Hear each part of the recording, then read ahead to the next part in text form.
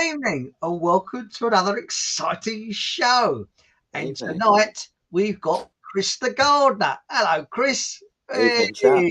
And don't tell him this, but he's got a different hat on tonight. But I'd try not to tell him, but keep it to yourself.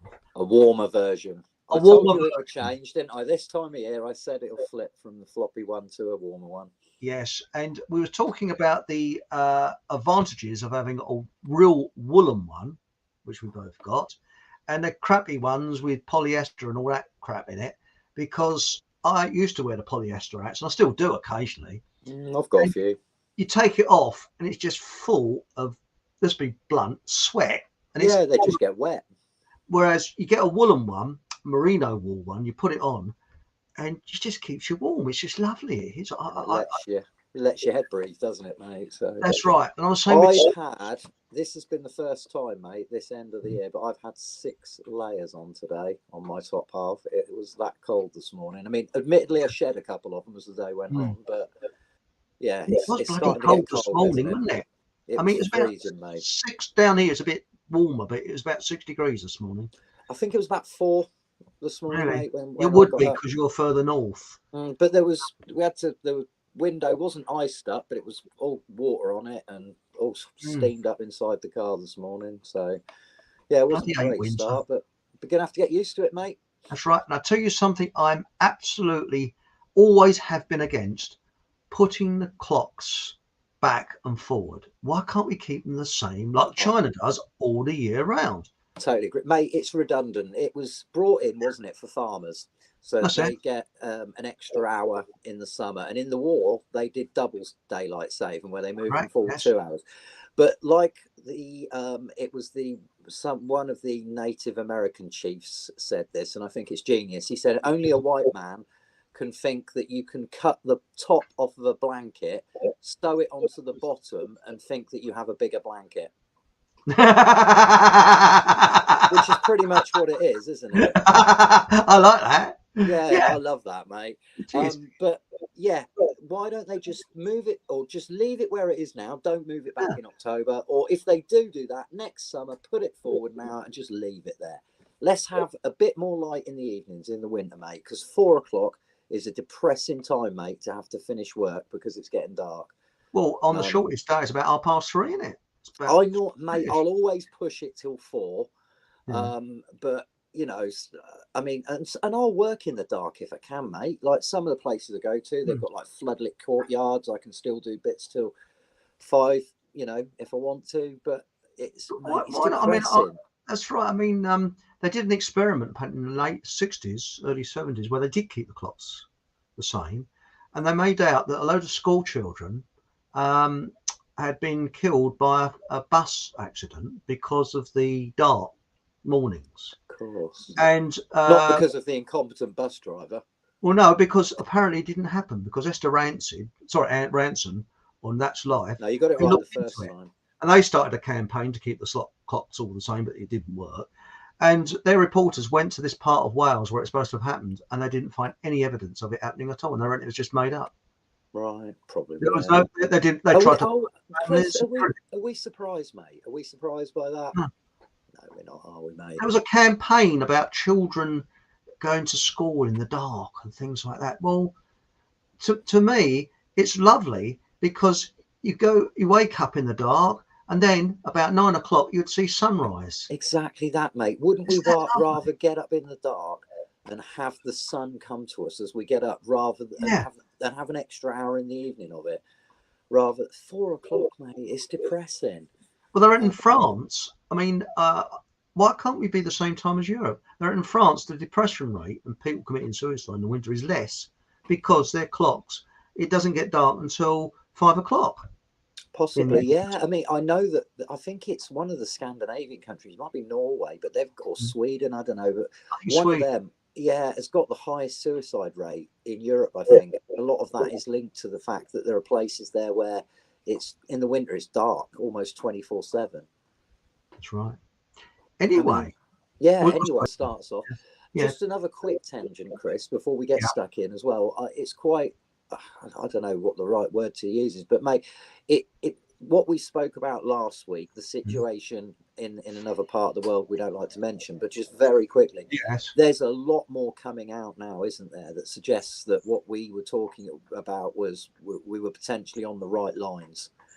Yes. I Yes. think there's a lot more that you know, and a lot of other people see it as well, which is brilliant. Obviously, what isn't brilliant is what's happening over there at the moment, and the genocide, for want of another word, that's going on. It's outrageous. The way I look on all wars and conflicts is that I'm on the side of the innocent person, the person that wants to love other people and promote love and kindness. And want no part of it, yeah. That's who I'm on the side of. So it doesn't matter Absolutely. what religion, race they are. If they're a No. good, decent, nice people, then and it's the bloody psychopaths, which is a war is a psychopath's playground. Yeah. And I don't take. To me, it's it's the individual that matters. The individual, their heart. If they've got a kind heart, and there's kind hearts and there's very evil bastards everywhere. But this is my local council. I'm glad you segued into this. We've gone into this, Chris. Now, this is a picture of my local council hall. Now, I'm in England. I'm in Hertfordshire, to be precise. Okay, I'm not in the Middle East. I'm in England, and this is outside my local town hall. Here it is.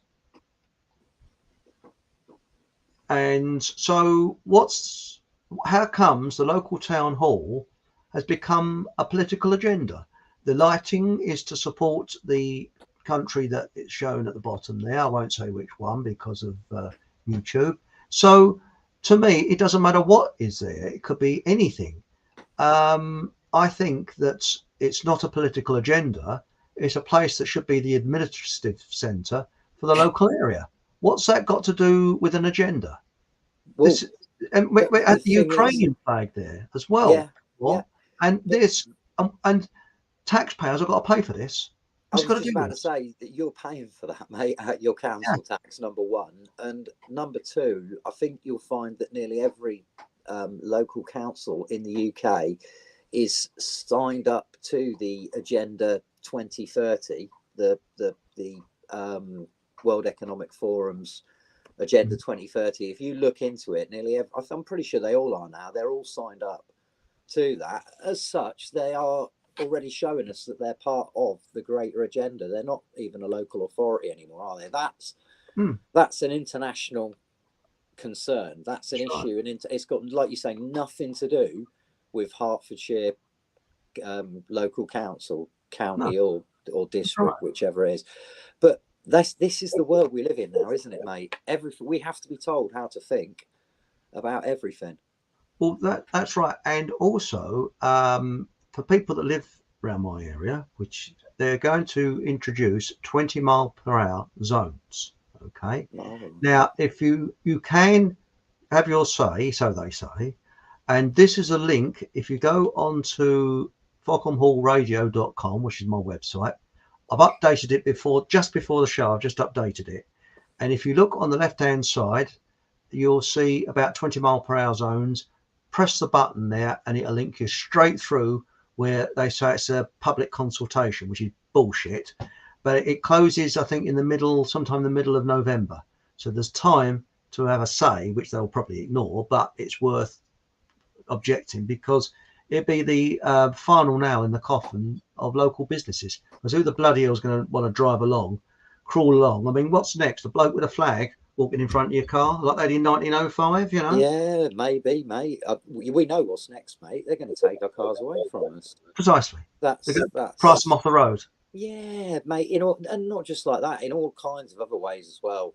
I mean, I know of at least 3 or 4 people in the last year that have been swabbed by the police and have lost their license because they have been over the limit for cannabis, even though they hadn't smoked a joint for maybe 24, 36 hours. The legal limit for that has been set so ridiculously low that anyone who smokes dope, if they drive a car, they are vulnerable to losing their license for a year. I speak through personal experience, and I know of other people as well that have had the same predicament. And the thing is, Chris, once you are banned from driving for that particular reason, it's not a case of you just serve your 1 year ban and then you just start driving again. 5 or 6 insurance companies have turned me down flat and not even interested. So I've got to go to some specialist insurance company that will charge me 2.5 times what I would probably pay. I mean, my insurance used to be like £300 a year, mate. It's all to do with this, and of course, but using that to price you and me out of the market, and electric cars. Who can afford an electric car? And they catch fire anyway. I don't want one. Well, someone said, was it an external combustion engine? I thought that's a brilliant one. It's not my idea. Someone said that an external combustion engine. That's good. I like that. You got a car that's got an external combustion engine, which is true. But regarding this 20-mile-an-hour zone, as I say, you can look on this Fogham Hall that's going along the bottom radio, or better still, have a look at my Telegram group and join it, because we're very friendly and we say naughty things on there that you wouldn't be allowed to say on Facebook. So there we go. So enjoy it while it lasts, mate. Because talking about groups and things, see, I don't like clubs and groups. I avoid them like the plague. And this is what we're going to really talk a little bit about tonight, about individuality and responsibility. But before we do, has anybody, now I bank with, I said bank with a B, Lloyd's Bank, unfortunately, and have done since. Got a bank with someone, didn't you, mate? Well, that's right. And this came through my letterbox, okay? And I don't have credit cards. I have a bank card, but not a credit card. I will never have a credit card, okay? And this is to promote a credit card. Well, I thought, what's this? And before I tore it up and shoved it in the bin, just there, it says, I don't know if you can, you probably can't read it. Can't quite read it, but no. What it says, well, hang on, I'll hold it closer to the, I should have actually scanned this. There you go, you got it. Skip the queues with airport security fast track. Yeah.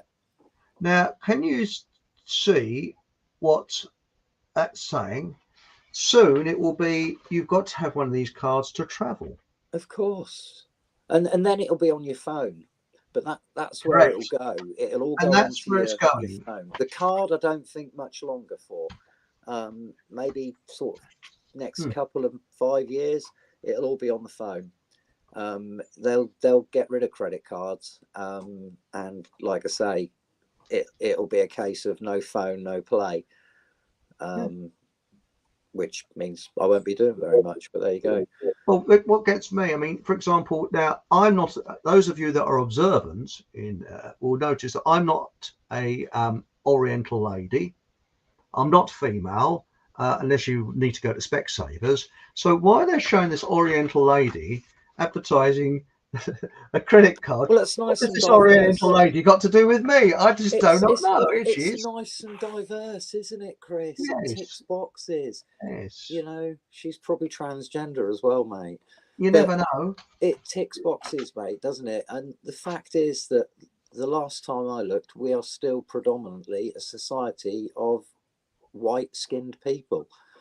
But if you look at the telly and watch adverts, and it's ridiculous. We've gone from one extreme to another. So we've gone from being apparently institutionally racist to now we're almost racist towards our own kind these days, mate.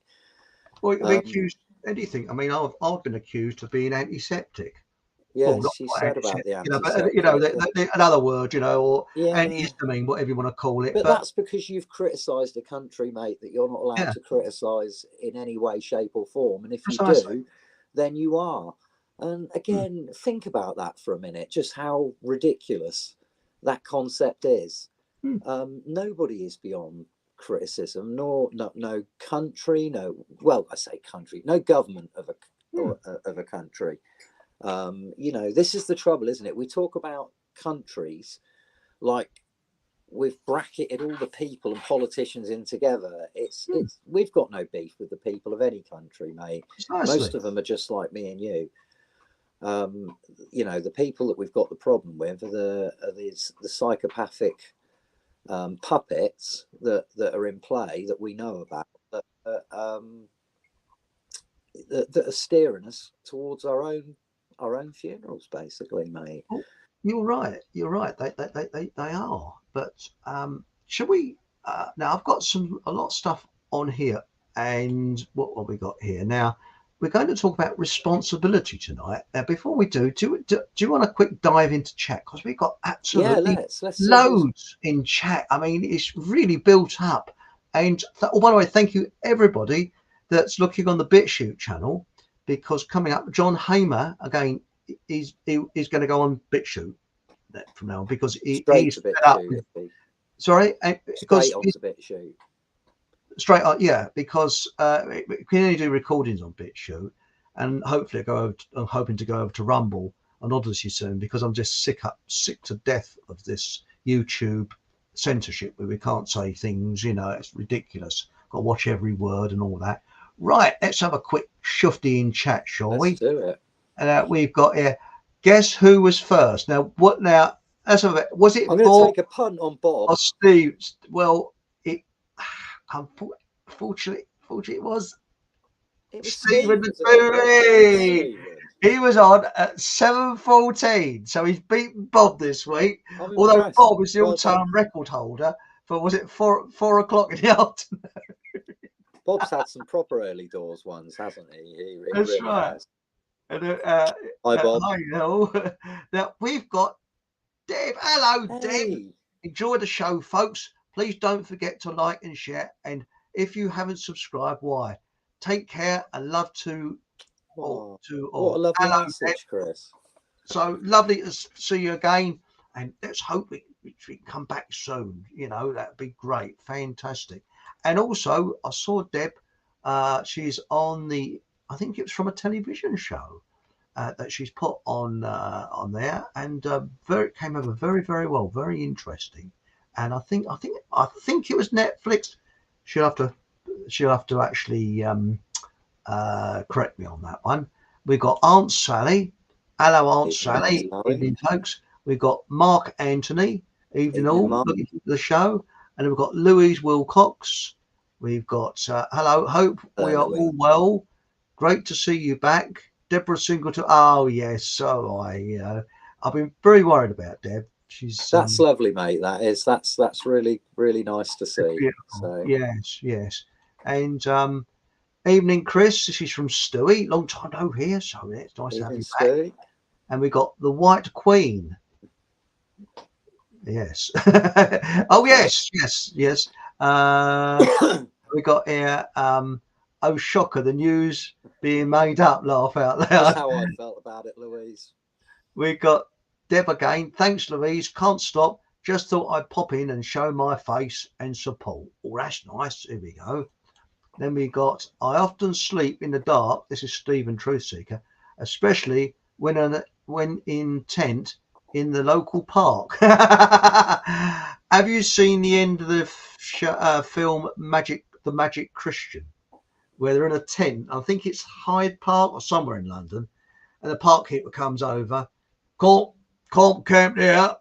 And suddenly a wad of notes comes out by hand from the tent. He went, yeah, it's all been all right, I think.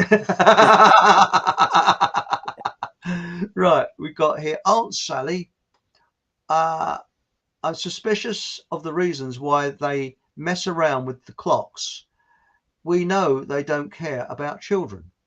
Yes, well, I think it's just to send us off balance. I really do. I think that they know that it causes. I mean, it causes problems in all kinds of ways. It can't be good for nature as well. You know, there's got to be, in terms of where humans interact with nature, the times change. That's going to be unsettling. I'm thinking potentially cows being milked an hour later or earlier than what they normally would be, and things like that. So, yeah. Oh, we've gone back to. That's popped up again. Yeah, I don't know what it is. It's probably probably Benjamin Nutty Knickers. It looked like a virus, Chris. I think it looked like it does look like a virus. It did look like you got a virus on your computer there. I should probably get that clean. The police are banning flags left, right, and centre. Yeah, why don't they bloody well ban this one then from my town hall? Because you know why, Chris? That's the right flag. That's the right flag, mate. The wrong flag would have like a triangle with some stripes going horizontally across and a triangle there. That would be the wrong flag, but that's the right flag, so it's all good. A sacrifice. That's right. Hereditous. Yes. And then we've got here. Yes, I'd agree with that. Stephen, yes, I 100% agree. I can't read it out, obviously, but I don't want to get banned. We need evidence first, Stephen. Yes. We need evidence before we can make statements like that. Right. It says here, councils and governments should keep their noses out of each other's countries. Wait a minute. They're all one corporation. Pretty much what I said, Louise. Yeah, yes. I'm totally agreeing with that. And Stephen Trusick, I often read them. I'm not dyslexic this week, Stephen Trusick, and I'm reading your messages out all right. But give me a slap on the hand if I'll police you, mate. If I see you with any kind of like try and spread any misinformation about Stephen, I'll put my foot in straight away and I'll call it when I see it. All right. Mate, it's an easy mistake to make. Bless Stephen and bless you. I've got to be honest, mate. I was chuckling when you read it out wrong. I think the second or the third time. But I think it caused Stephen a bit of distress, and that's never good. And I felt bad for chuckling to myself about it afterwards. So, you know, I feel your pain, Stephen. I really do on that one, mate. But I'm pretty sure it was just a genuine mistake. It was. It was. Like I was a bit tired as well. I think what it was. And you, Chris, you're getting on, aren't you, as well, mate? You know, I'm getting on a bit, and not only that is that everything was going. Excuse my language, tits up. Everything went wrong. I've never known a show to go so wrong. I mean, it even beat John Hamer's computer. That's how bad it was. To be fair, a lot of it was out of your control, mate. There weren't really a lot you could do, and poor Wayne as well. You know, things weren't working for him, obviously. His end, it's like I said to Wayne. I sent Wayne a message a couple of days later, and just said, you know, hope it works out for your next mate, gutted for you and all that. But like I said to him, these things are sent to try us, Chris. Yeah, they're not accidental. They're sent to test your patience and to help make you a better person. You know, I honestly believe that. I don't think that anything's an accident. Well, when you look at this, Stephen Trusick said 20 miles per hour. Is that for bikes and people running, etc.? Well, your car is running very inefficiently at a slow speed. Spitting out a lot more pollution at 20. Correct. Mate. I mean, a car runs, depending on the size of the engine, about sort of 40, 50 miles an hour. That's the most efficient speed normally. 50, yeah. 50 around about efficient. 50 is your efficiency. Yeah. At 20, you're spitting out a lot of crap, and a lot of cyclists in Wales have complained and said that it's actually making the roads more dangerous for them because cars are scared of breaking the 20-mile-an-hour limit to go round them and are struggling to get round them, and they're also eating a lot more exhaust fumes now. This is what I've read. And people look at their speedos and not the road, so they don't notice. But like you said, mate, it isn't about. Not go over the speed limit. Yeah, exactly. I mean, but it's about getting people off the road and out of their cars, mate. That's what it's all. 20 miles an hour. This is Louise says doesn't do much for their net zeros. Well, bullshit. I mean, I'm going to be a bit smug here because I'm a very keen motorist. I love cars and also like cycling as well. But my cycling side is leisure cycling. You know, I'm a fair weather cyclist. I don't go out when it's piddling with rain or when it's cold. I like it in the summer when there's sunshine. And there's a 20 mile an hour zone already at the old ponds in Cheshunt where I live. And there's because you can go when you're on a bike, you can go down the old bus lane. And I was a bit of a smug sod. There's a bit of a hold up once, and there was a Porsche and BMWs all held up. And I'm on my racing bike shooting past them along the inside, with a sort of smug look on your face, thinking, Yeah, there's something satisfying about that, isn't there? yeah, there is something a bit. It's childish, isn't it? But actually, I don't think men ever grow up, mate. To be fair. no. But I cycle like I'm in the car. So when I come up to the traffic lights, I don't go to the front of the traffic lights. I actually sit and wait my turn.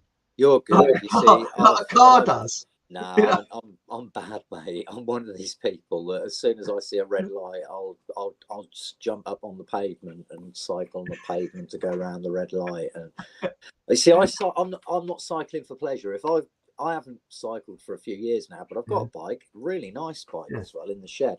Like mate, it's so light you can pick the whole bike up and hold it on your little finger. And I'm not exaggerating. Well, is it a carbon fibre or aluminium? It's something, mate. I paid something. It was like a £900 bike, but I got it for 600 quid because there was a dent in the frame, and it had a couple of scratches on the frame. It was a present to myself when I split up with my ex. I moved in with a mate, and he didn't want more than like a couple of £100 a month for bills, and what was going to be a few weeks ended up being about 9 months. So basically I had a bit of disposable income for a little while, and I saw this bike, and I was like, so I bought it. Just like literally went in £600. Yep, I'm having it. And it is an awesome bike, mate, and it's in bits in my shed at the moment. Which is a travesty, because if I fix it up, mate, I'd use it for work in the village. I mean, I'd get a trailer for it, or make a trailer for it. I made a trailer for my bike when I was 16 years old, so it's not difficult. But it would be great for just doing my local jobs in, mate. It really would. Has it got the old drop handlebars? Because bikes now don't have. No, mate, it isn't, mate. It's an old. Really? It looks like a skinny mountain bike. It's a proper like racing bike, mate. I mean, the wheels are like really skinny wheels. Yeah, like my one's steel though, but it's a lightweight steel. It's a special lightweight steel, so it is as light as a feather. Yeah, this is, mate. It's incredible. And the tires, well, they're only about half-inch wide. Yeah, these are like just like proper slicks, mate. There's hardly anything to them. Anyway, we have my diversity. No, it's my fault, that one, mate. That's okay. Trade. Now this is interesting. This is answer. He says tradesmen like plumbers, etc., will pass the cost of all that extra travelling time onto the customers. Of course they will. Look at what's happening at the moment. I mean, everything is going up, and it's just going to keep going up because people. I've put my prices up in the last couple of months. I've gone up a couple of quid an hour. I've had to, mate. We're not exactly rich, and I'm still cheap for a gardener, mate. You are. I'm still way below what I could charge. I'll tell you something. You'd earn a lot round here, because there's someone, I won't say who, but somebody hires a gardener around here, and I don't really go. They do a lawn that looks quite nice, which is all the lines in it, but the rest of it is a bit bodgy what they do. And you get a lot of, mate. There's a lot of cowboys. I'm lucky. I've got an established, loyal customer base. I've recently downscaled the business. I used to have a couple of chaps used to work for me. I don't anymore. I've shed a few customers and I've downsized and that. But I'm lucky in terms of I after a couple of years now I can pick and choose. But when you start out, you take whatever you can get, and that invariably can end in some pretty miserable mornings and afternoons working for people that you wouldn't normally say hello to, or you'd walk across the street to avoid them. I've had that in architecture, and and you always will, won't you? I mean, I still keep my hand in, and I still sort of get the occasional contract come along, but I think that I'm in a position now where I can pick and choose, which is very nice. So I think, I want that project. Well, I've pretty much got my winter is now completely sorted in terms of I've got more than enough to keep me ticking over all through the winter now, which is brilliant. Come the summer, we'll see. who comes back in next year, who comes back to us, and who doesn't. And we'll I normally work 6 days in the summer anyway, so that's a standard. Anyway, tangent again. Come on, back okay. to chat. Back chat. And the other thing, very quickly on the tangent, you advised me to plant some potatoes that high in the greenhouse. You gits, mine haven't even poked their noses out of the soil yet. Yeah, they're going like a bleeding rocket now. Well, it is down south. They're a bit warmer. November, December. I ain't gonna have any in November, mate. Yeah, mine aren't even out the top of the soil yet, mate. So you're a better man than me. How do you know when they're ready? Is it when they flower dies off or something? Yeah, yes and no, mate. If they're flowering, then they're ready, but they don't always. My last lot didn't go into flower. So but what did happen was because the plant starts to droop. So you'll see you'll see that it's starting to finish. And the thing with spuds is, mate, it don't matter if you leave them in the ground 2-3 weeks after they're done, they'll still be there sitting there waiting for you. And also no slugs, because I put straw. Yeah, you said about that, mate. Yeah. That came from my great granddad, mate. That came from a chap called Reginald Sears, who was my great granddad. And like I said to you, he put them on it. He put straw around his strawberries every single year. Never got slugs. He was, a lot of what I do now, mate, comes from him, and it's stuff that I've known since I was 6, 7, 8 years old, just following him around the garden, mate. And he was such a beautiful man. He really was. He lived to 105. So my granddad was fantastic, because he was an inventor. Brilliant. And he came from an engineering background. He was a scientific instrument maker. Right. During the First World War.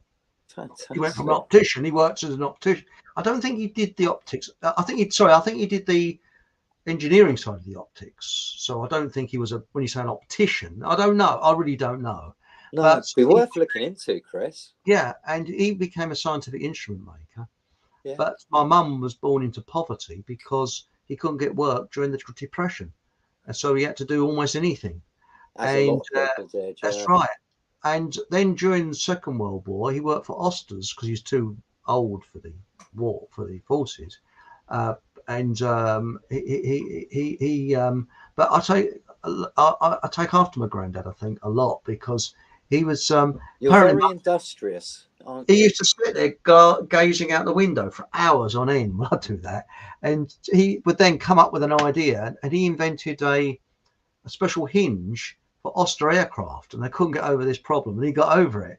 And when I remember, my youngest memory was going into his shed, and he invented this idea.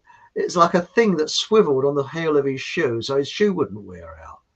Well, it couldn't have caught on because it didn't make a fortune out of it. But these different ideas, it was amazing. Some of them. Yeah, fantastic. And he was keen on gardening as well. An idea and then put it into practice and try it. I mean, how many people? I mean, Jesus, the number of ideas I've had, mate. None of them have ever even made it out of my head. So fair play to him for having a go. Bob, you're spot on.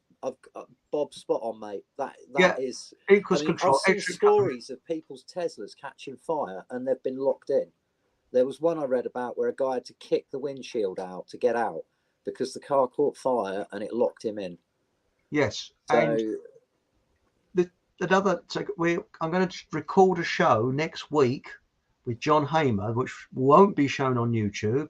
It'll go on to BitChute, Odyssey and Rumble channels, and it's about electric cars. And I'm thinking of calling it the external combustion engine. I think you should call it the external. And that's not my idea. It was someone in chat that suggested it. That's a definitely brilliant the one. winner. It's not my idea. No, that's the winner, mate. If you call it anything else other than that, then you deserve a slap from the universe, because that is what it should be called, mate. The external combustion engine, because they're popping up over. I can't afford a battery for an electric car. Yeah, they're like 20 grand. And you don't even own them, you lease them. Well, I saw a Nissan Leaf for sale several years back, just before the lockdown, about 3 years ago.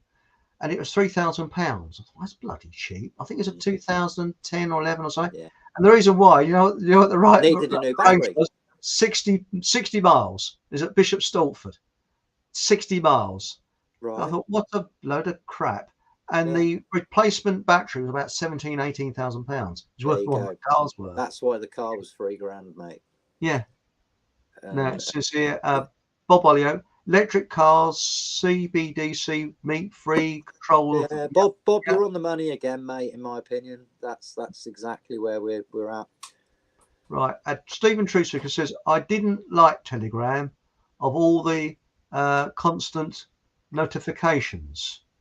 Can you turn them off? I mean, I don't know, Chris. You can turn them off. Yeah, I turn mine off. Yeah, well, there you It's go. not going ding, ding, ding all the day. Get on there and turn them off.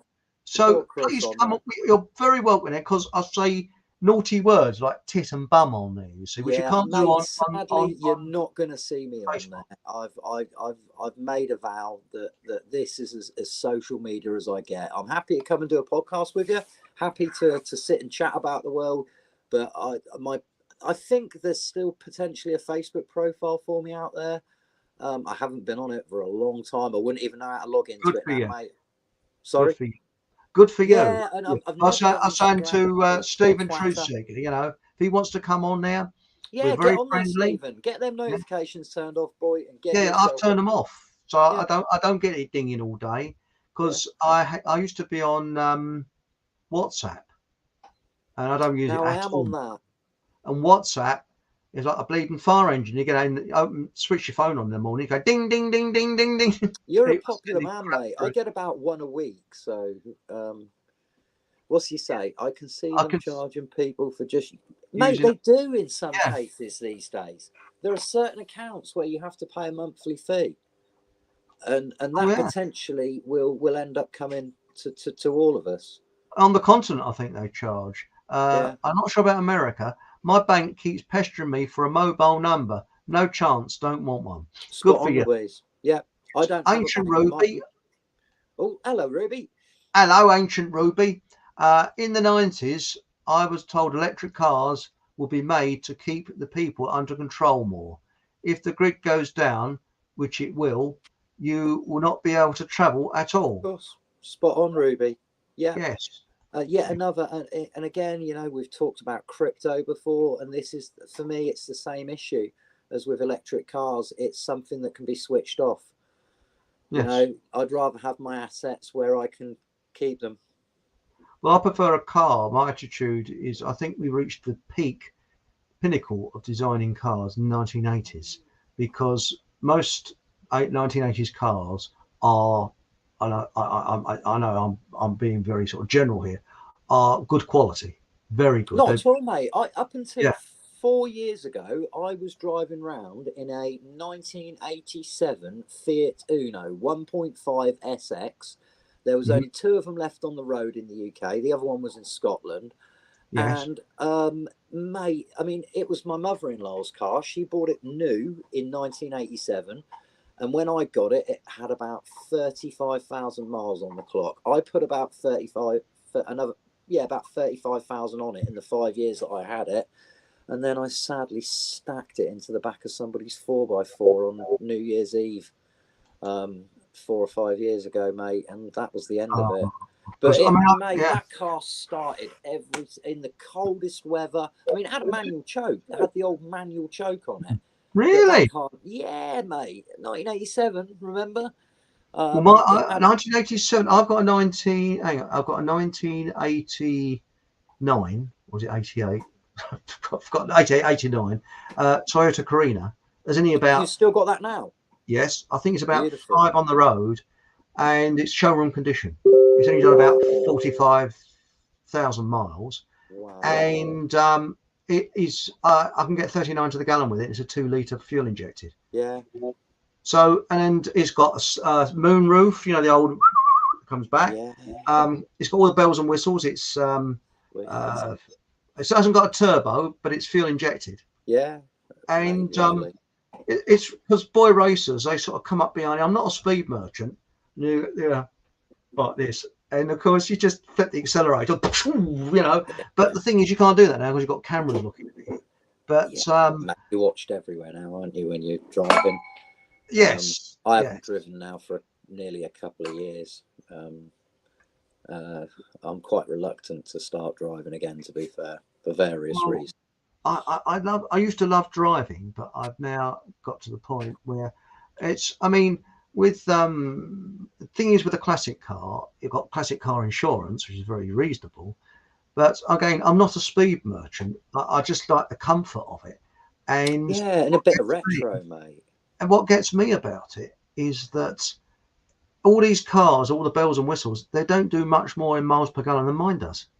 No. That's the weird thing. And you got all that. Oh, you got a nice stereo inside. Was it with all the 4 speakers?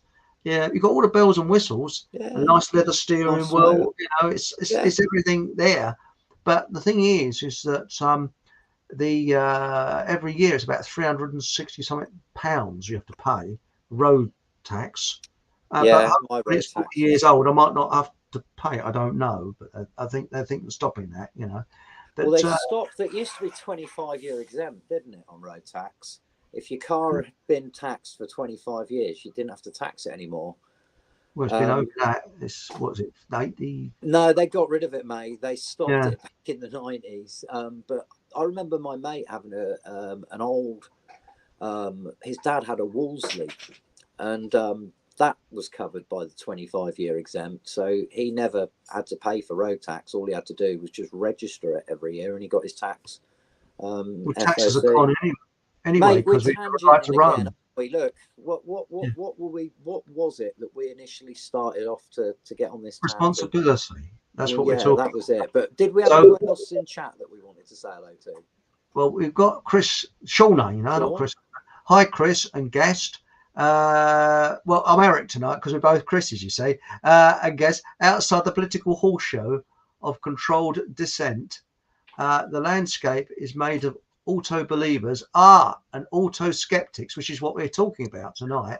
And the new frontier is hoaxology. Absolutely spot right on. And it's almost like he's seen the show before we've done it. It does seem that way.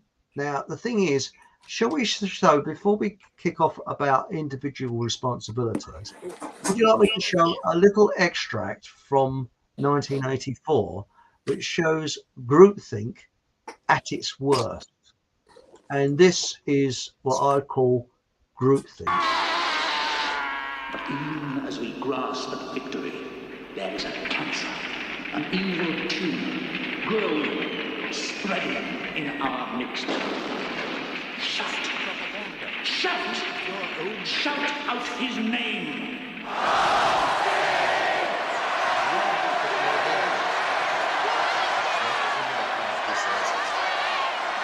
Nothing the party does is good.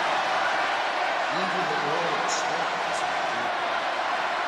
The party wants you to believe we are at war, so as to channel your emotions away from their rightful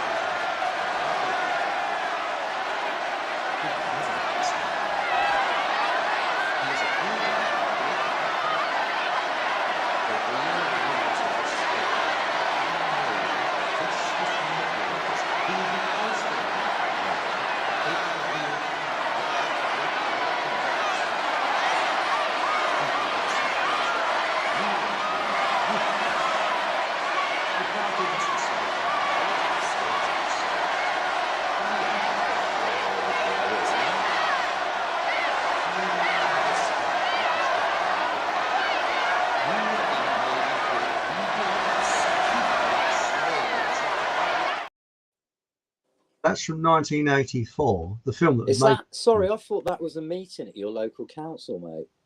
That's funny you should say that. It looks like it, doesn't it? It could be, couldn't it? It really could be. It could be, because when you look at it, that from the moment we start school, we're conditioned into groupthink. Have you noticed that? Yeah, mate. Even preschool, mate. Yeah, you're almost conditioned from the minute you have any comprehension about anything. As young kids, you can get into cliques and gangs, and even before you go to school, mate. I think you can say that people will try and corral you into a group. That's what happens for the rest of your life. Well, there's two things I've never liked: clubs and groups. I've always felt uncomfortable in them. Although I made an exception at the lockdown because I felt so isolated. I felt I had to go along to a group, which I went against my own gut You feeling. went against your gut, didn't you, mate? And where did that put you? And, precisely. But the thing is that I'm badges. I can't stand badges. Right. And I've got this situation now where people with this Fockham Hall thing saying, want a badge, Chris. Why don't you do T-shirts and caps? And I was thinking, hang on a moment, I've never worn things with names on them. Yeah. So if it did have it on, it'd be Fockham Hall Individual, because we're an individual. Yeah. But I'm uneasy against this branding. Well, then you know what the answer is, Chris. If it's not sitting right in your gut, don't do it, and don't let anyone bully you into doing it, mate. You are what you are. This is Fockham Hall. Is what Fockham Hall is. If you like it, great, brilliant. If you don't, then find something you do like. Well, but if you're not going to do badges, mate, you're not going to do badges, and it's as simple as that. You've got to do what sits right with you, mate, and that is kind of where I've been now for a long time in my life, is that I'm not really interested in being popular or being anything other than what I feel is my truth, and my gut. I wouldn't go against my gut ever again now. I have, and it's not served me well. So I listen to my gut. You're spot right on. You see, the thing is, I think everything that happens to us in life is to make us more wise. Yeah. And when you saw that mob thing, like you two, as it looks like a meeting at local council, it does a bit, doesn't it? You realise that. I mean, I've sat through numerous planning submissions where you're allowed to sort of watch them. And you see councillors and that acting like children. I am the seat, I'm the chair, and you do this, and you're the chairman, you're the. And I was told once, I said something once, and they said, "Oh, you've got to speak via the chair." So I said, "Well, hello, chair." I bet that went like a little balloon, mate. I mean, that, and they all look as if they've just been touched up, sort of. And the thing is, but there's that sort of atmosphere. I mean, it's that they have that air of superiority, don't they? Yeah. It's like, I don't know if you've ever been in a magistrate's court. No, I haven't. No, I mean, it's. I'm a good boy. Yeah, mate, I'm not. It's. I might be though in the near future though. Yeah, mate, I'm sure your time will come. Give it time. I mean, I won't go too much into it, but I've also spent time incarcerated abroad as well. Really? Yeah, we'll perhaps talk about that off air at some point. More than once in more than one country. Have you seen that film? Oh, what was it? That was with John Hurt about the American that got caught with drugs going through the airport in Turkey. What was it called? Yeah, something. I can't think the name. It's an interesting experience. Maybe I'll tell it one day, mate. Orient Express. Was it Orient Express? No, possibly, something Express. Mate. No, Express. The trouble is, mate, that once you do something silly when you're young, that is with you for the rest of your life. And I've been on holiday. I mean, me and my best mate, we knocked around together, lived together for the best part of 15 years. We've been all over the place together, but we would never book our tickets together. And he would always go ahead of me so he could see what happened. And mate, if we went at the same time for a passport thing, he'd go through, half a dozen other people would go through before I'd go through. That mistake, we'll call it that, shall we, will live with me for the rest of my life, mate, if I want to travel. Luckily, I don't think I'm really that bothered about going abroad again, mate, and I'm certainly not going to have a biometric ID, and I'm certainly not going to surrender to any kind of facial recognition, And I don't think I'd even want to go through one of them body scanners that they've got at the moment, mate. I think they're quite potentially carcinogenic and not very nice. So for me, mate, it doesn't really matter now. But kids, be careful what you do, because things stay with you for a long, long time. That's why you need a Fockham Hall passport, you see, which absolutely is available. One. Download, you better show the Fockham Hall passport. Yeah, you know? Mate, you stick it in the post and I'll use it. Yes, well, actually, you better download it from website soon. So I'm designing one, and on it, you know, you have usual photograph. Yeah, we've got unusual photographs. It goes at you see. That's fantastic. And it'll have on the front, it'll have Roger Ring the cat, the Prime Minister of Fockham Hall. So because you know, lots of diplomats like Roger Ring the cat, so that's why we're going to put Roger Ring the cat on the front. You see? Yeah. So you got to think of things like that. But absolutely, no, I admire your take on it, mate. Mate, it's the right way. We've had this conversation before, isn't it? Hit it with humour, laugh at them as much as you can, and take the piss. Well, that's because right. They're taking the piss out of us, mate. I mentioned the other day in this chat room, not this particular chat room, but in the I think it was on Telegram, that the establishment has a kind of odour about it. And I found that out many years ago well, not that many years, when I was on a train in Liverpool Street, ready to come home, you see. On Fridays, I used to leave work a little earlier to avoid the rush hour. And you know, and when you're an experienced traveller, you know, or commuter, I don't like using that word, but going back to work each day, you notice there's a carriage that has half first class and half second class. You get on that one and you sit in the second class because people think the carriage is all first class. It's a little bit emptier than the rest of the carriages, you see. Little tip. And the other little tip is don't sit next to the window. Always sit on the seat next to the gangway, so it can be off first when the doors open. So that little tips like that. I was sitting there. But you miss your window view then, mate. I mean, I'm not bothered about being first off the train. I just like if but when you're travelling every day, you see the view every day. But the thing is, I don't know whether you're like this, Chris, but I can't stay in cities and towns. I've got this phobia about them. I when I'm in a city, I want to get away. I want to get to the countryside. Gotcha. And I just can't handle cities. I mean, 15 years ago, mate, I used to go down to London a lot. I had a mate lived in Kentish Town. We used to go to a lot of gigs in London.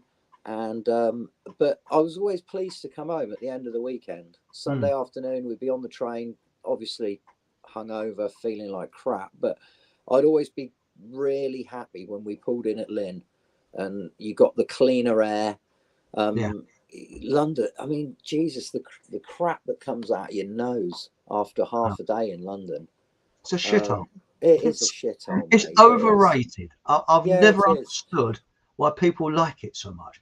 I mean, I actually worked next to most of the tourist attractions and never went in there. Didn't interest me at all. Yeah, I don't. I walked past the monument every day. I never went up it. Couldn't give a shit. No, I've never been up the monument, but I've done a lot of the stuff like Madame Tussauds, Hamleys, Harrods, the Natural History Museum, the Maritime Museum. I've done all that when I was a kid.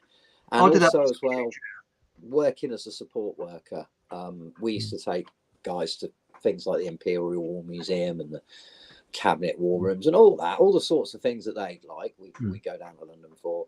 But I haven't been to London now for at least 4 years, and it will potentially could even be 4 years before I even venture down there again, if I ever do, mate. It's like you say, cities are shitholes.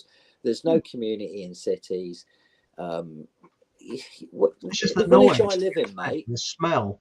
Yeah, it's a stench, isn't it? And please, if anyone listening is living in a city, I'm not disrespecting you in any way, shape, or form. So everyone to their own. I much prefer the clean air of the countryside. And where I live now, you don't walk past people and not greet them. It's a given. Everybody says it. I love it, mate.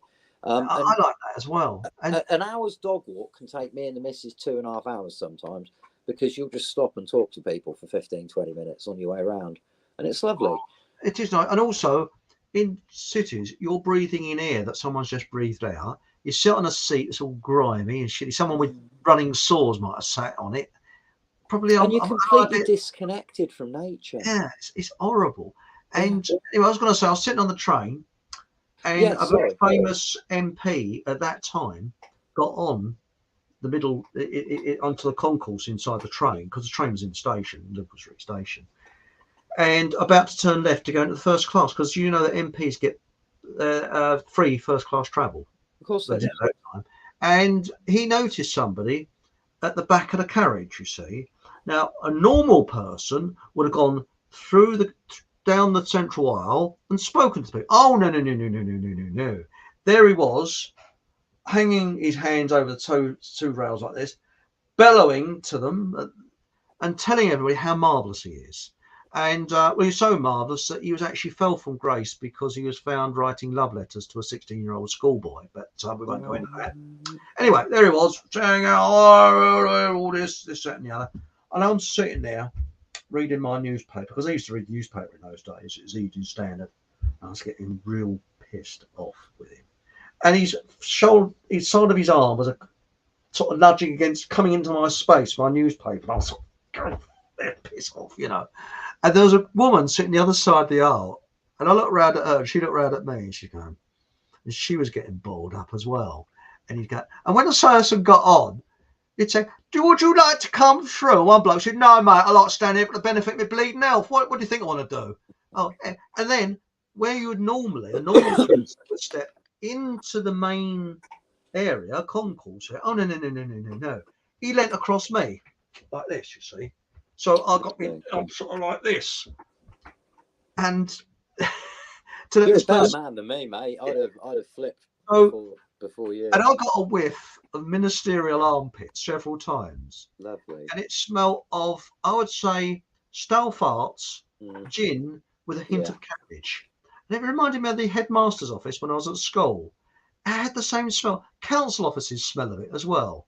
And it's always the same. Stale farts, gin with a hint of cabbage. And anywhere you go, you get this sort of, and it's an establishment pong. And anyway, eventually, when the train was about to start off, he said, I'll leave you peasants to it. That's his exact words. He said it jokingly.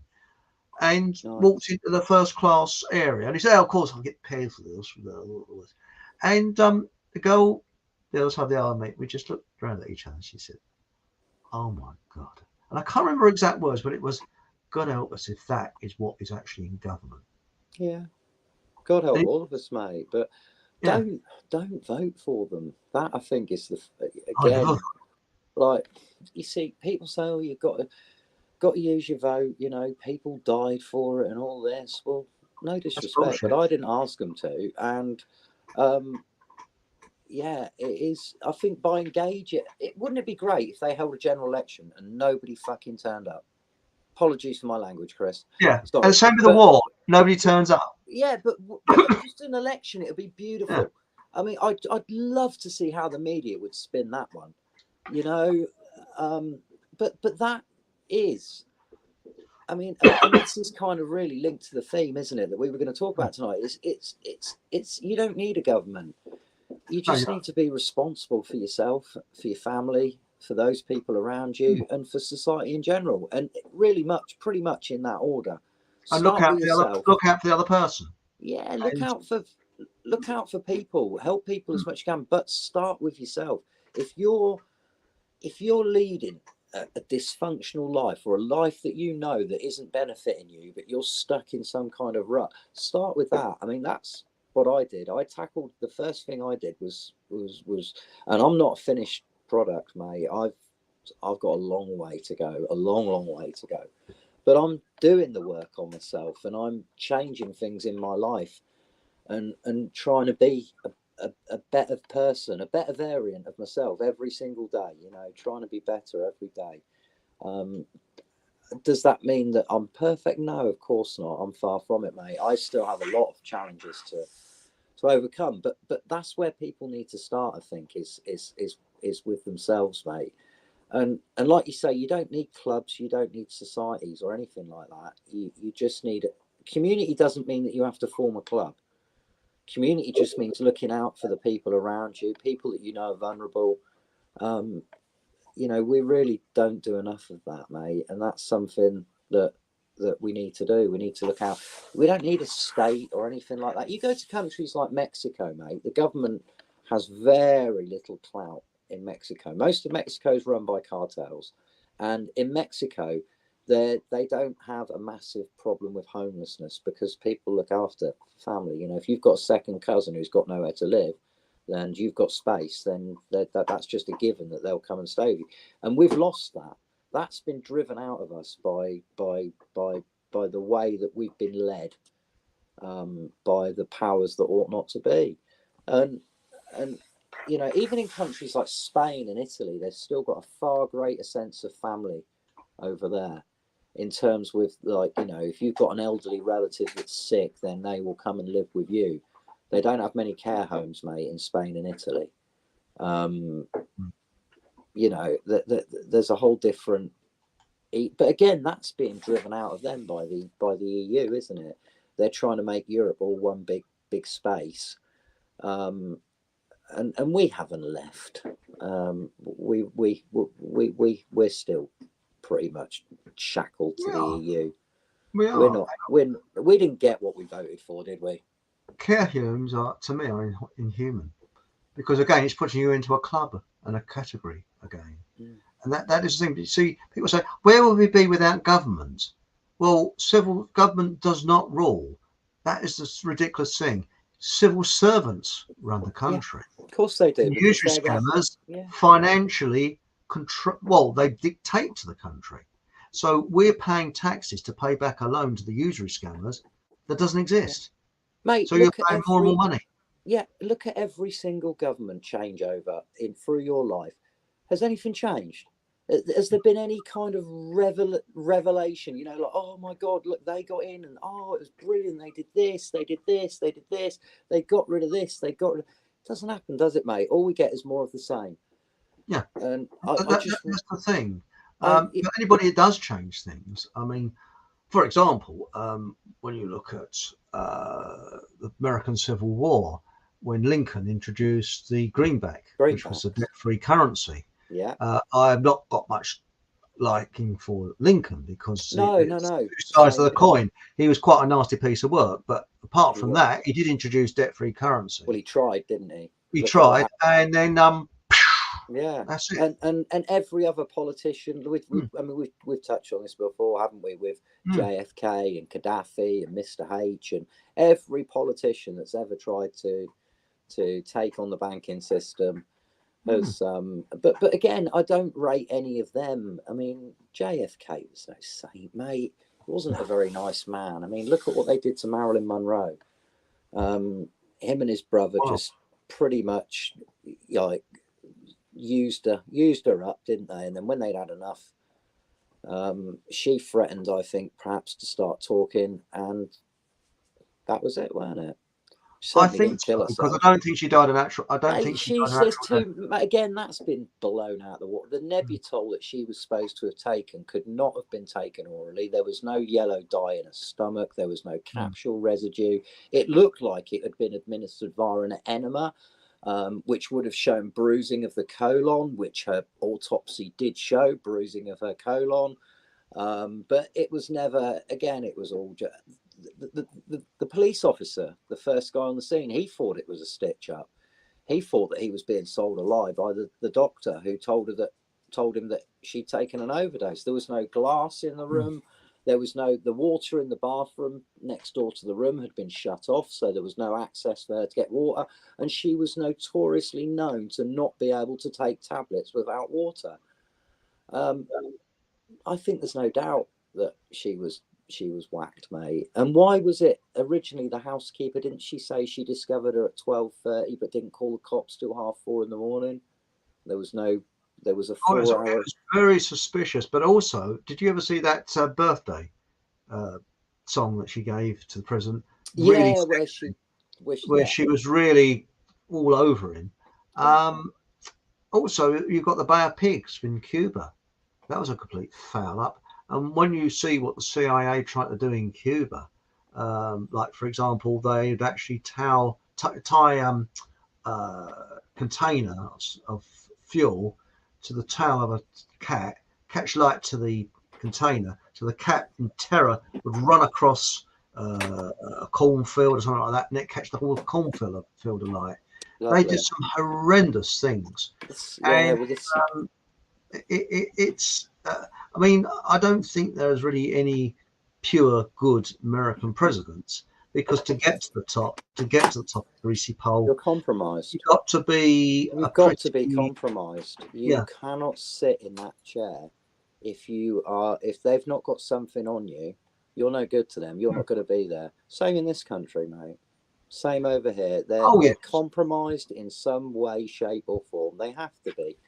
Otherwise, they don't get there, mate. You know, in my opinion. But when you look at it, it is designed by and for psychos to get to the top.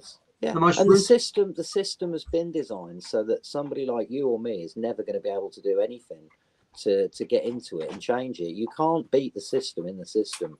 We spoke about it before, mate. The way you beat the system is you just don't comply. You don't get violent. You don't need a group. You don't need a society. You don't need to form a club. You don't need to charge a subscription. You don't need to meet up. You don't need to do anything. You just need to stop doing what they tell you to do. You know, when you know, and what that pissed me off so much, mate, during the sickness. I had mates that would go into shops and put muzzles on, and they knew it was nonsense, but they did it for a quiet life. That wound me up. That wound me up because I never wore a muzzle. No, me neither, mate. And I actually found it quite liberating. I didn't, mate. I hated it. I don't like standing out, mate. I don't like being different. I don't like confrontation. I had a lot of confrontation in that period of time. I had people screaming in my face. Really? I had, constant dirty looks. But then there was some beautiful moments as well. I was stood in a queue for the fag counter in one of the cheerio. Hey! Back again, almost. Hey, we're back. Yeah, like second hour standard. Normally second hour. You had an early one last time, didn't you? Yeah. We got a late one, haven't we? Well, not that late, mate. We had one right on the 2 hour mark one time. I think. So yeah. But anyway, just quickly to finish my point. By the way, can I cut in there? Fag is actually a British, if you're watching from the United States, is actually a slang word for a cigarette. Yeah. And it doesn't mean the same as what it means in America. No, it doesn't. Sorry. So I better put that one in. Yeah. So anyway, I was queuing up to get some tobacco at that's a good cigarette counter. And as usual, I was the only one that wasn't muzzled. And there was a bit of a queue, and there was about 4 or 5 people behind me. And there was a lady behind me, and we made eye contact. She had a muzzle on. We made eye contact.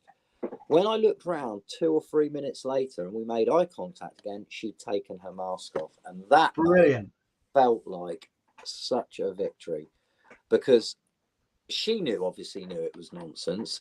And all she needed was to see one person who was prepared to stand up and she was prepared to do it. She I don't think she'd have been brave enough to do it if I hadn't been there, mate. But that was right at the height of it as well, when people were being really, really silly about it. Like, I was getting challenged everywhere I went, even places where I went regularly, and they knew the deal. I'd still get challenged every time I went in there. So that was right at the height. So that was rewarding, mate. That was a little victory.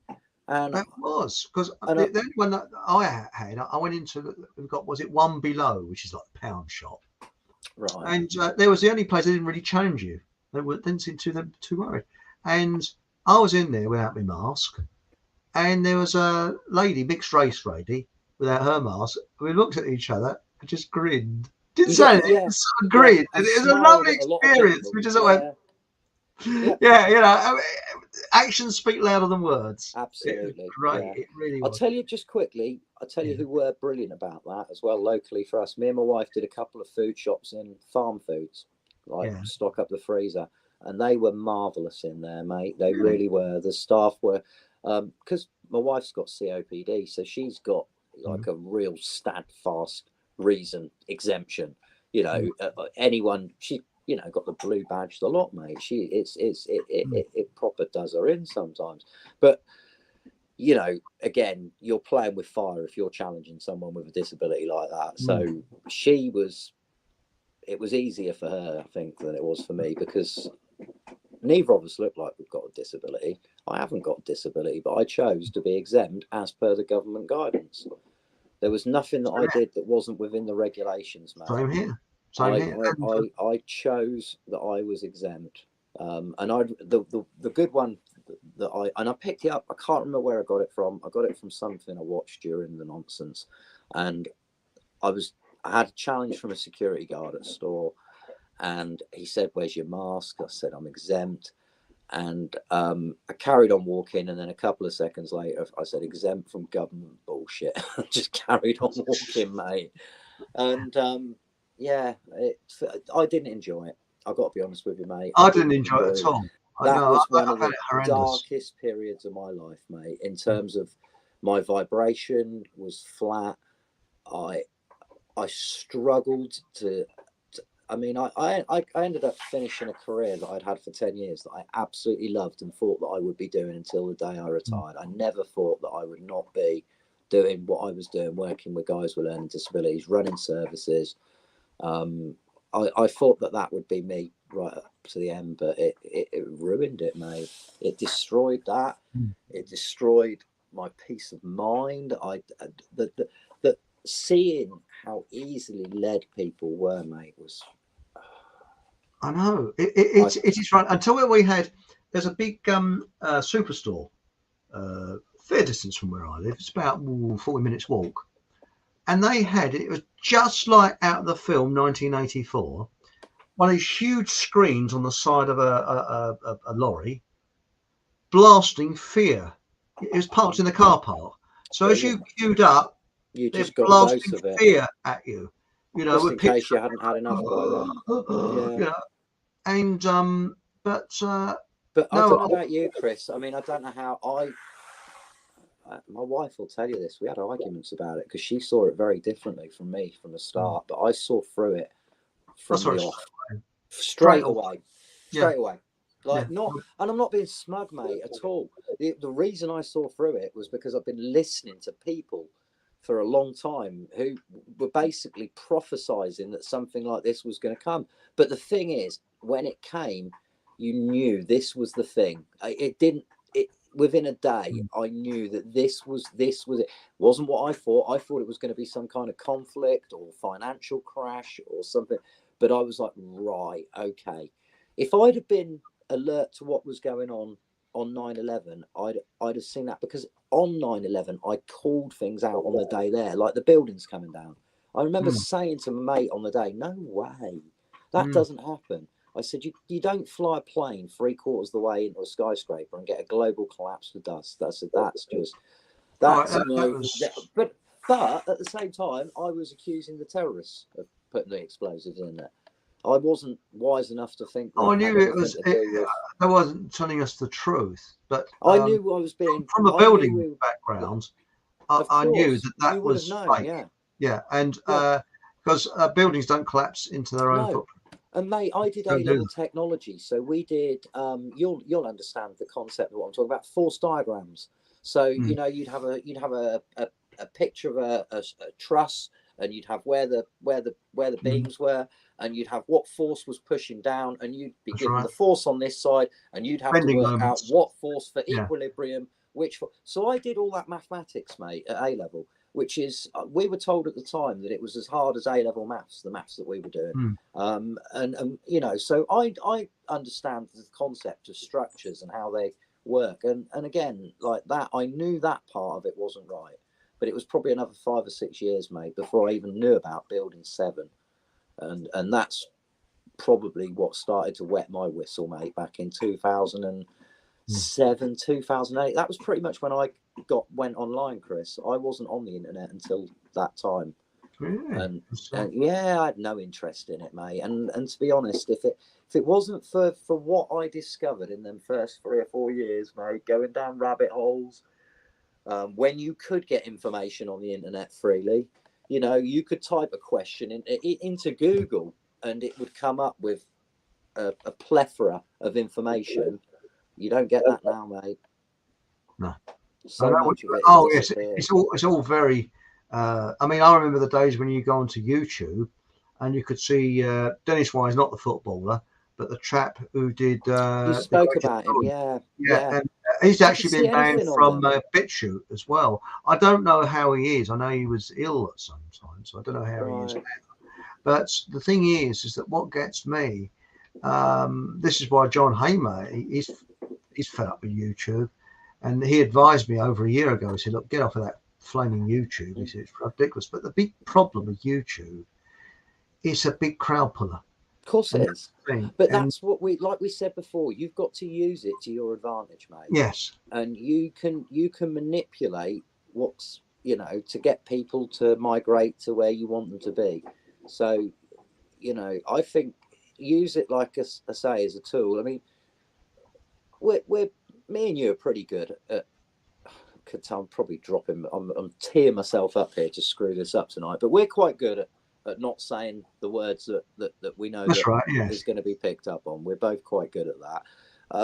I think most of your guests are, mate, to be fair. But how nice would it be just to be able to have a conversation and not have to self-censor or because it is a problem, mate. Because I think most people know what we're talking about most of the time, but I'm sure there's times when we're jabbering on about something, and because we're talking in some kind of code, there'll be people that won't know what we're talking about. Well, I'm even doing this censoring. I was talking to my neighbour the other day, and I sort of started doing this because I got so used to doing it, not saying the words, and I'm censoring myself when I'm not on the internet, which I think is dangerous.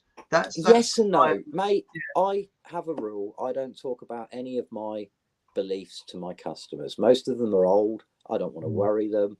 And at the end of the day, they don't really care what I believe. All they want is for me to look after their gardens. So we keep the conversation pretty light.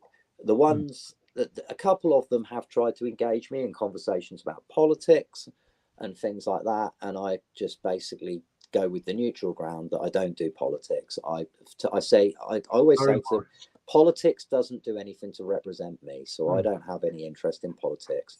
One of my customers, he knows a lot more than the others, but then I spend 2 days a week with him. We're mates now as well. We're not just customer gardener, we're mates. He cooks lunch for me every day that I'm there, mate.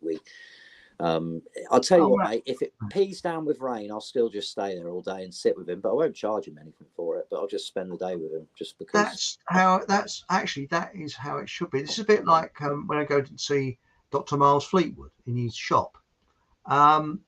It's very like that. It's people walking. It's very friendly. That's how things should be. Oh, absolutely. That's how life should be. Yeah. And I think this is what we're getting away from. I mean, and what gets me is this controlled opposition. Now, with controlled opposition, I've noticed two things that they do. Is one, to depress you. It's all depression. Oh, it's getting really bad. It's awful. It's terrible. Yeah. And the next thing, we can change things through the system. No, you can't. Because if changing things through the system is like thinking that you can convert the entire mafia over to Jehovah's Witnesses, you probably have more chance of doing that.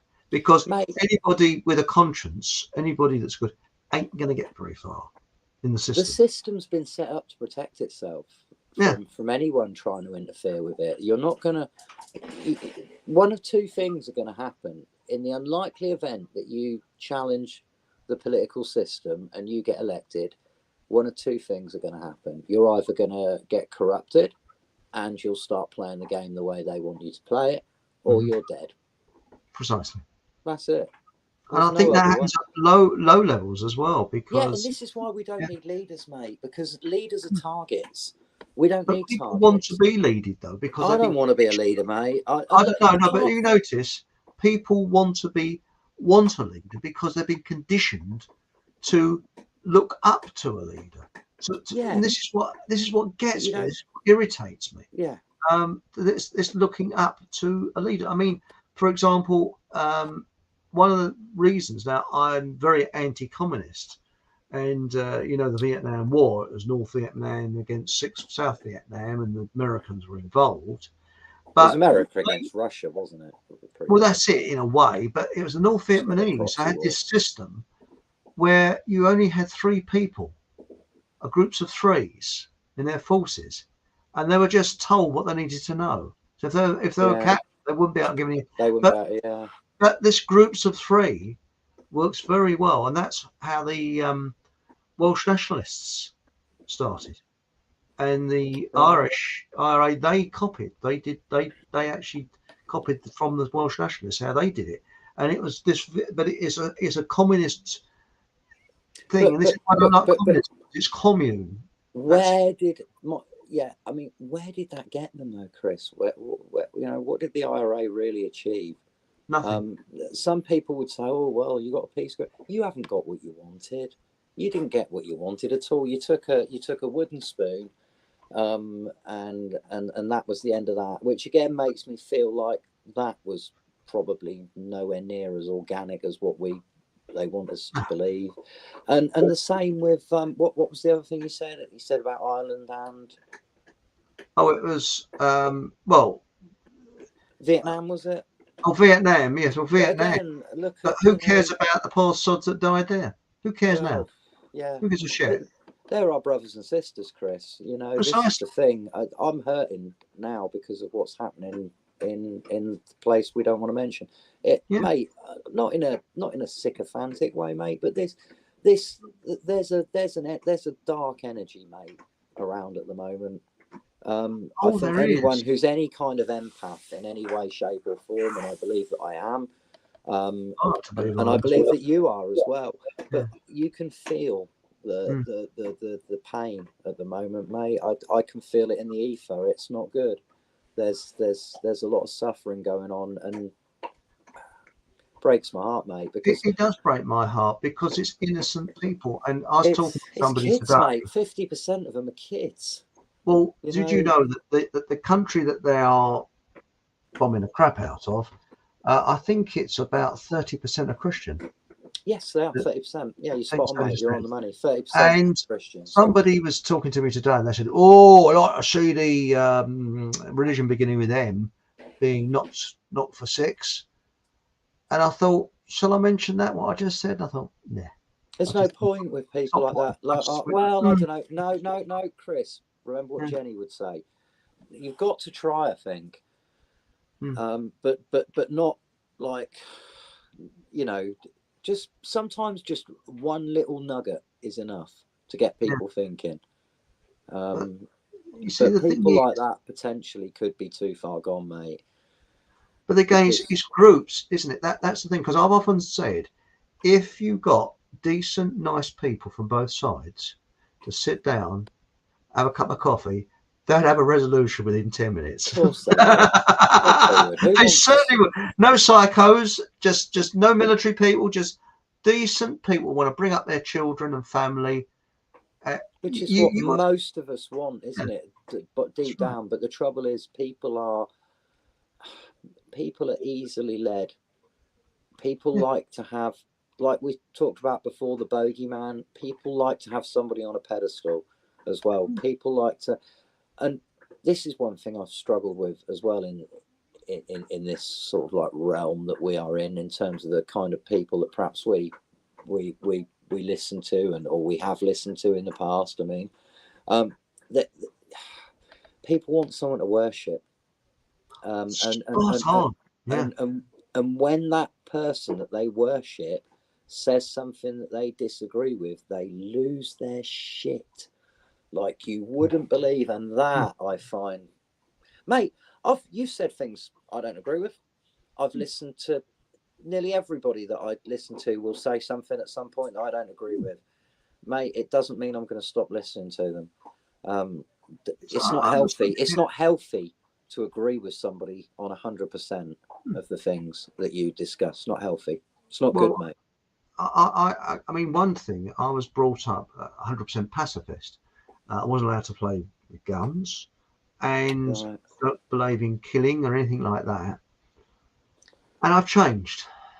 And I've changed in the last couple of years, not because I like guns, I don't, but because societies that have had their guns taken away from them go into totalitarianism, Of course they do. because, and I'm not saying give loonies guns. I'm not saying, I mean, America, yes, loonies do have guns, but in lots of states it's regulated where you have to have a certificate or something to Yeah, show. but look at the trouble is, who's doing the regulating, mate?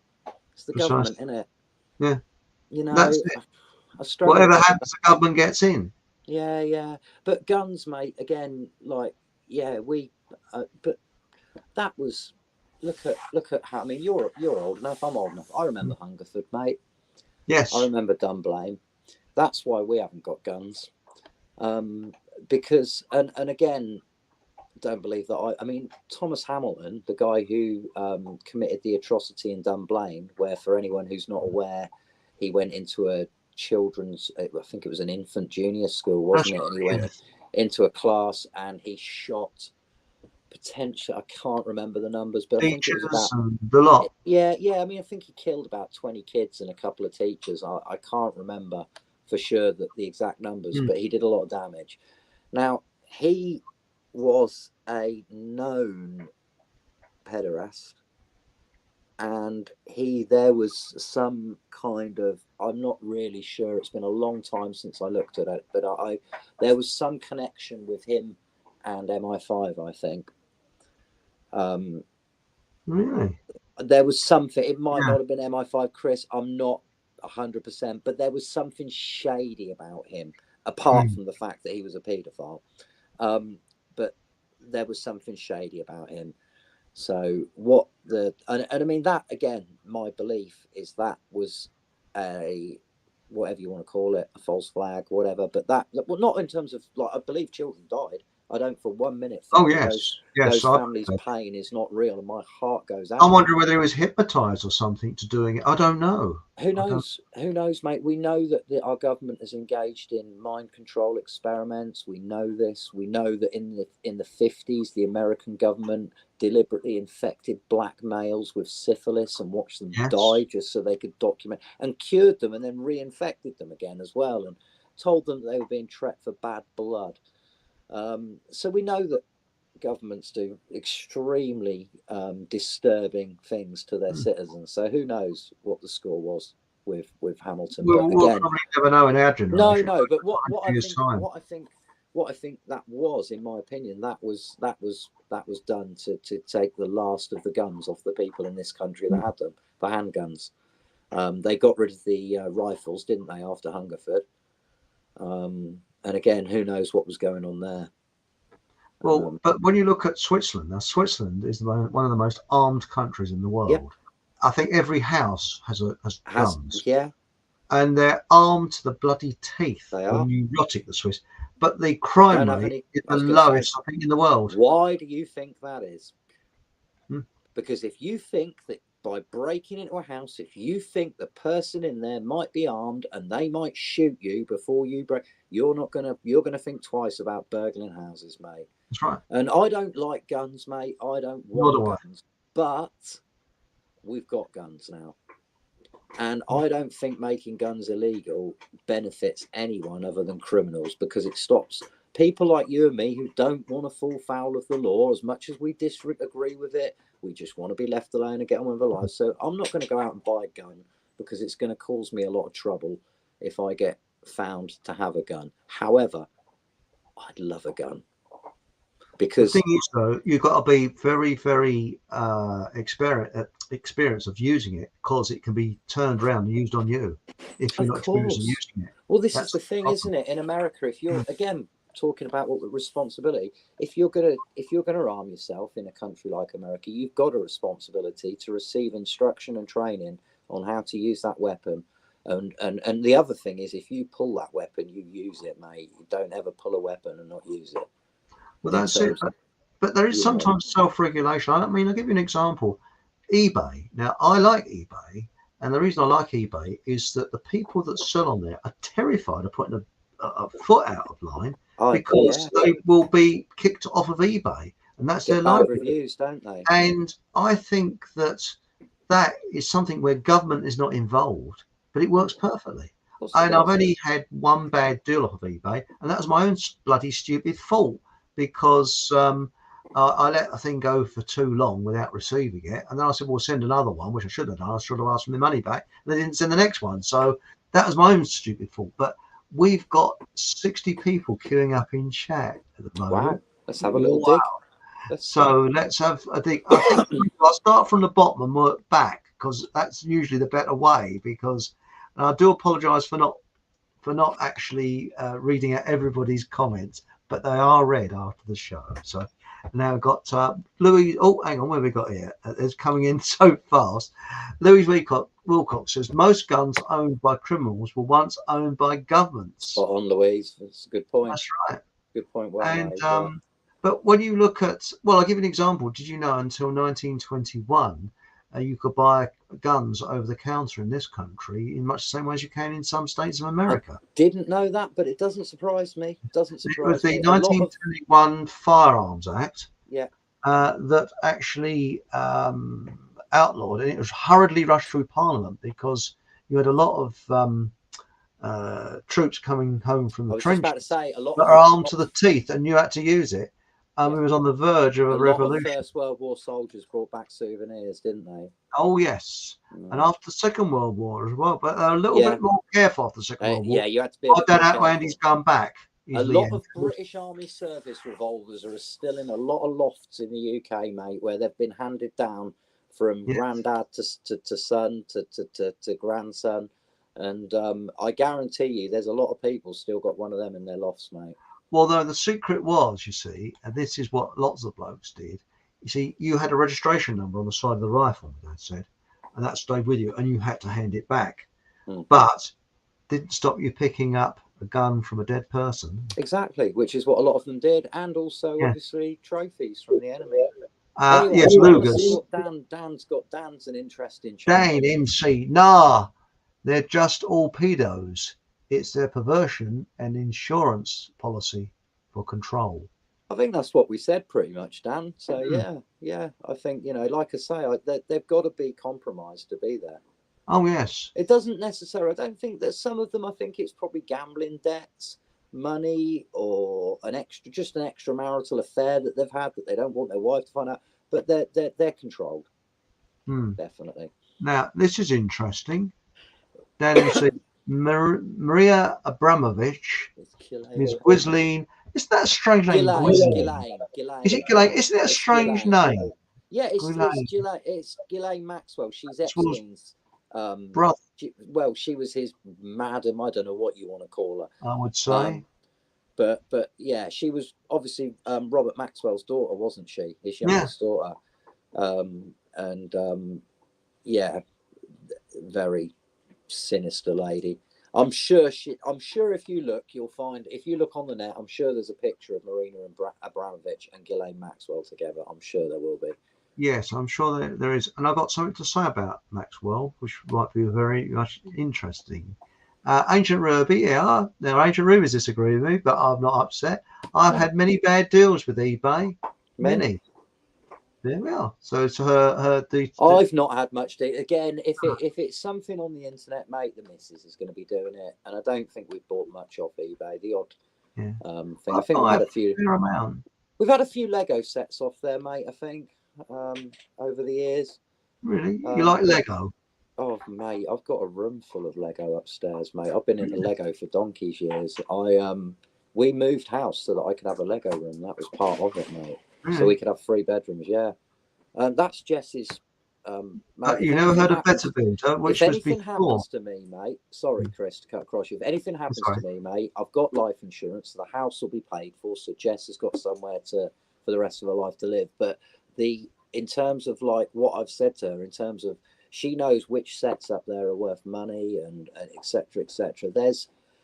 I probably shouldn't say, but there's tens of thousands of pounds worth of Lego up there, mate. Really? Oh, but that's been amassed over a long period of time, mate. I haven't had any new Lego, mate, in the last 18 months, apart from birthday or Christmas, where I've been Tret. But we haven't had the money to buy Lego for a good couple of years now, mate. It's interesting because I actually, when I was a kid, I had a Better Builder. Now, Better Builder was before Lego. Right. Well, I think it was the same time, but I think Lego took over Better Builder. It's called Better Builder. and the bricks were different, you know. Yeah. But I used to make little houses and things like that, you know. Oh, mate, it's like A Meccano. There's Meccano Meccano. was what my stepdad had. He tried to get me into Meccano, but I never really. The trouble is, yeah, Lego's just a little bit kind of like you can do a lot more with the Lego.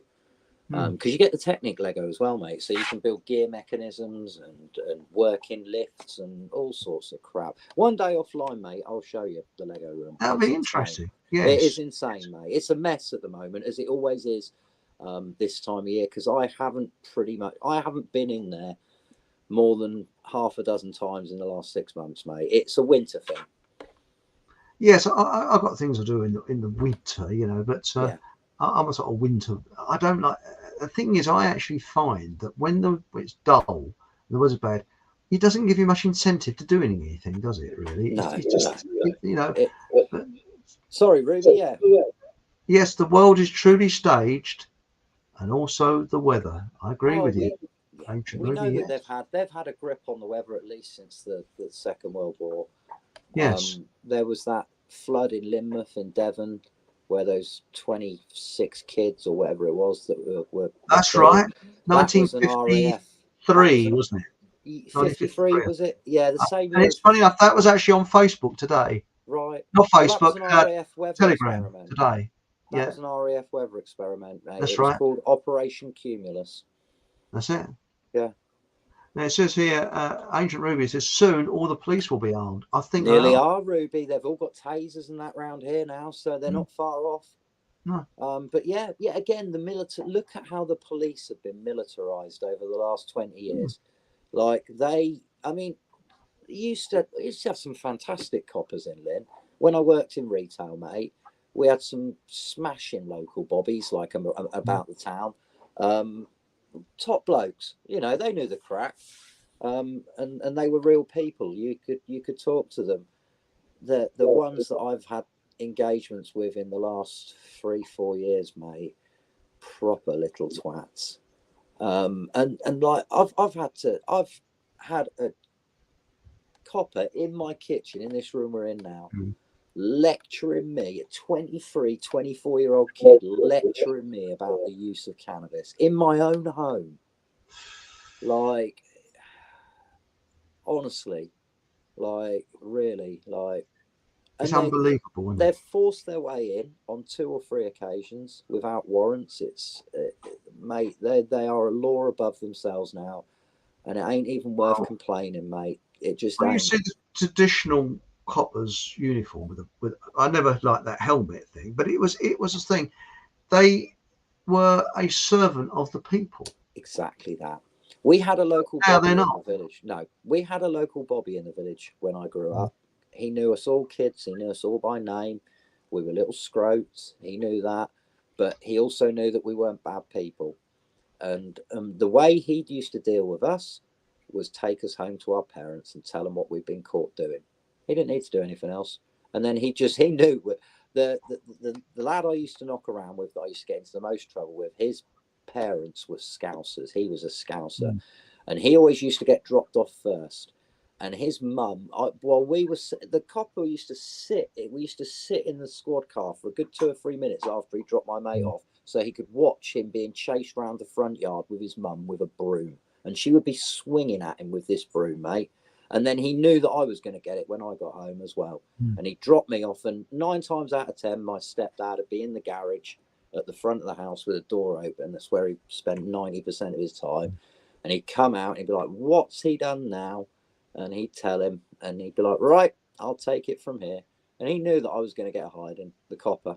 He didn't need to do anything, mate. They were human beings. And also, they used to drink in the local pub, so they knew who all the criminals were. They knew who they were. And they would, and also the local press. They still do now, Chris, though. They know every single person in the UK that's selling every kind of dope. They know. And also the local press. To all our mobile phones, mate. So they will know if somebody's selling any kind of dope, they will know about it within 24 hours of them accessing and using the phone that they're doing it from. Well, that's right. And what gets me, though, once upon a time, the local press used to give the police the tip-off of things going on. And the police used to give them snippets of information as well. Used to work hand in glove with each other, because true investigative reporters would sometimes find out more than the police did, and vice versa. So they used to help. When we had real journalists, mate. Yeah. Back when we had real journalism, but that's been gone a long time, mate. I don't think there's been true journalism, or not much of it, in my lifetime. Oh no, it's churnalism, isn't it? Because they just churn through a load of shit. Yeah, it's just nonsense, isn't it? Who else we got, mate? Come on. Right, we got what have we? Time is rapidly running away from us again. It Chris. certainly is. It's mental, isn't it?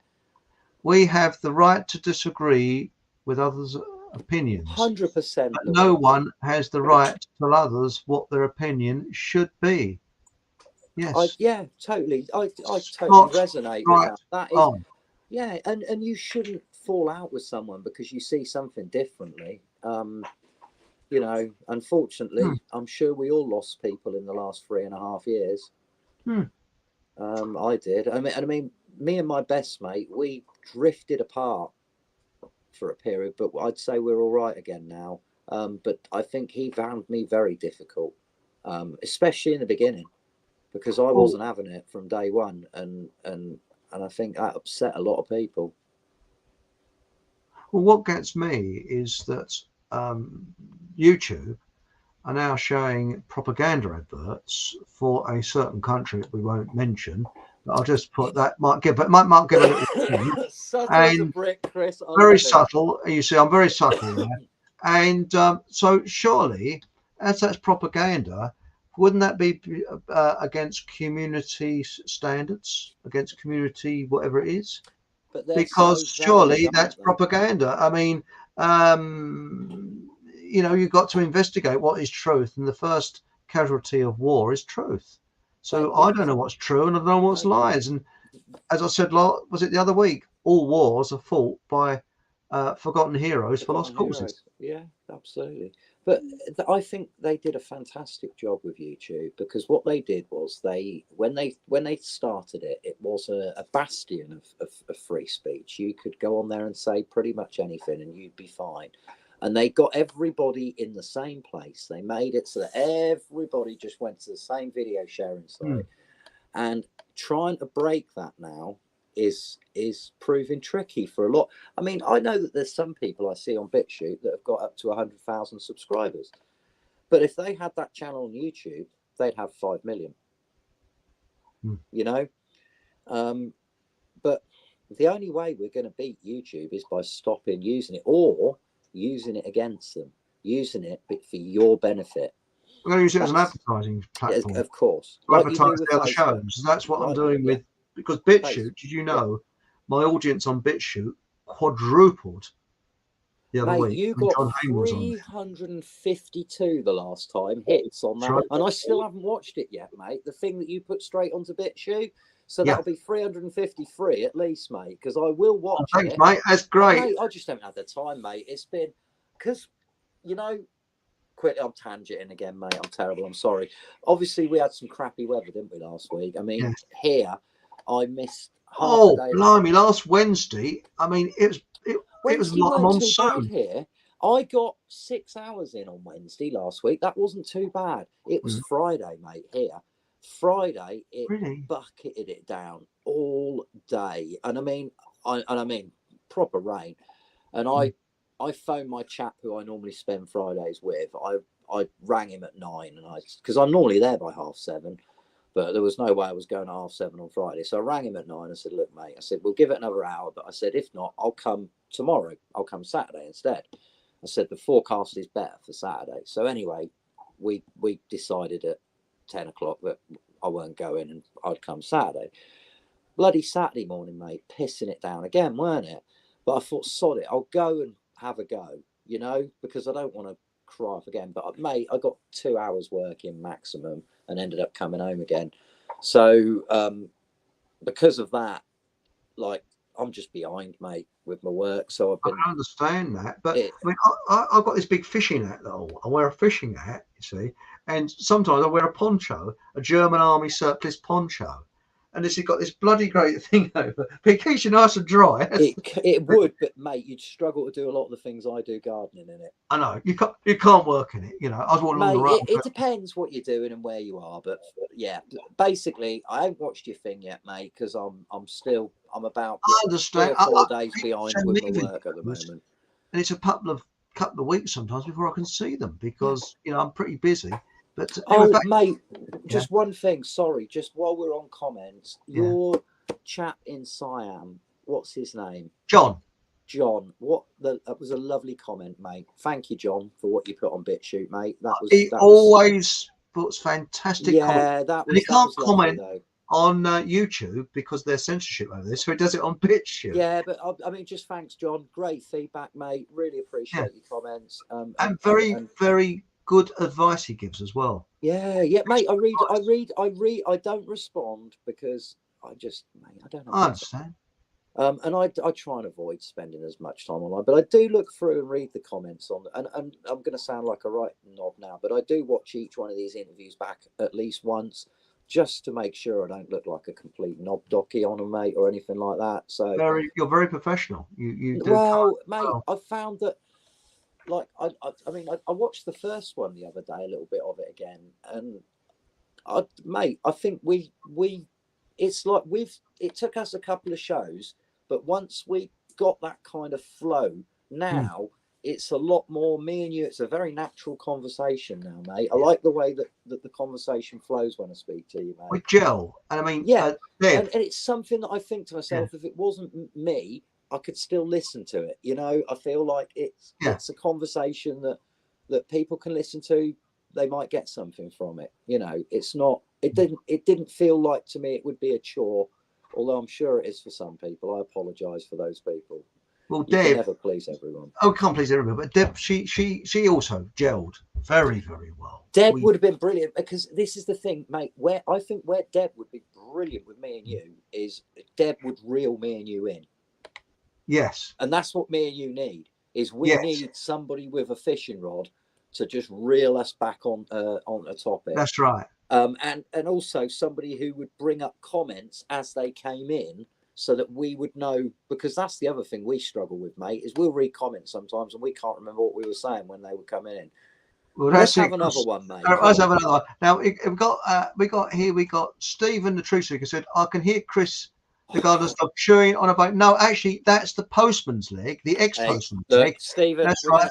They no longer got a postman. We're going to treat you all. Look. Where is he? Oh, can you see him? I just saw his bum just disappearing underneath the. Right, hang on, where are you going? Oh, what have I done now? No, we're down in a coal mine. We can hear you, we can't see you. Mate, wait a second. What have I done? You switched the camera off. I've done worse than that. I'm looking at my wife's emails at the moment. Right, I've got to just figure out, mate, I'm just going to go to the lounge because she'll know how to get it back. Okay, well, I'll be reading out some more comments. You read out some comments. Sean Hamer says, I saw a quote that said Satanism is no more than storytelling. That's interesting. Yes. And Stephen Truthseeker says, yes, this is Mr. Gardner's customers are nearly as old as Chris. Yes, I guess that means me. Oh, here we are. We're back again. Yes. Yeah, we're just looking up your nose. Yeah. Oh, nice. Right, there we go. Right. That's what happens when I try and show you the dog. Look, here we go. We'll quickly. He's there. There he is. Oh, yeah. Oh, greetings. He's there. Hello. So he has got a bone, Stephen. You're absolutely spot on. That's right. How we keep him quiet when we do the podcasts. That's what happens to hairy-ass politicians that come to your house, and also Jehovah's Witnesses, isn't it? I think they end up no. The dog. The religious ones, mate. I always invite them in. I make them a cup of tea. I like having a chat to them. Yeah. We have an agreement that they're allowed to speak, but then I'm allowed to retort. And mate, I love it. I've had some brilliant engagements with the Mormons are the ones I like. They're always really young chaps, and they call it missionary work. And they come over to the UK, mate, for a year, and they're only allowed to speak to their family on Christmas Day, the whole time that they're here on the phone. They can write letters, but they're only allowed to speak to their family once a day on Christmas Day. And these are like 16, 17-year-old lads, mate. And I'll tell you what, I forget all because inevitably you invite them in, You have a bit of Bible talk, and then they'll start to open up a bit more. And I'll tell you what, mate, they're fascinating. I love people, mate. I don't care what they subscribe to. People say, "Oh, it's horrible," but that people are generally very nice. Yeah. I've actually they believe in what they're doing, mate. They believe in it. They're doing, to them, they're doing a righteous thing. You know, I could easily just shut the door in their faces and tell them, but I don't know. I'm just fascinated by people and their lives and their stories, mate. So I invite them in, mate. I'll make them a cup of tea and I'll let them have a go. Nice. They're never going to change me, mate. So, but why not? Why not? Just talk to people, engage with them, mate. Open your mind. I'm always polite to somebody you disagree with. I'm not even rude to politicians, but they clear off very, very quickly because one sentence is, "What is your government going to do regarding usury?" Thank you very much. Goodbye. Off they go. Yeah, exactly.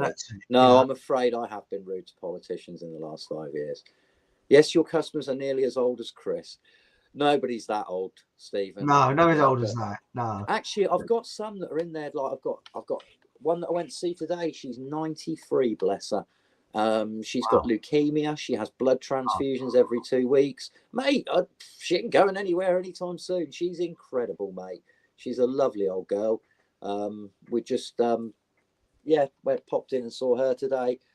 They're marvelous, mate. They inspire me, all of them, because they're just so full of wisdom, and this is something we, again, as a society, we do not value our old people. Put them in granny dumps. It breaks my heart. To me, I think that these people, I mean, in tribal communities, like in different tribes in Amazon, the elderly are looked on as they're worshipped over because of their wiseness. Of course, and the wisest people on the planet. Well, apparently, when there's tribal wars against each other, the elderly women would walk in to the other tribe and they wouldn't be touched, and have peace negotiations to stop. Good. Like what they discuss, I looked into this quite deeply once, because when you look at aggression, we are conditioned not to hurt each other. Because if we was society, civilization would end. So we have, I think it's the frontal zone, where we will not, is it the hippocampus, something like that? That's around the back. Right. That prevents us. Sorry, I'm not good. I'm not a brain expert, but it actually stops us from killing each other. And they reckon that when there's tribal conflict, now in I think it's the Solomon Islands, there are tribes that were always, they're always doing all this and posing and that.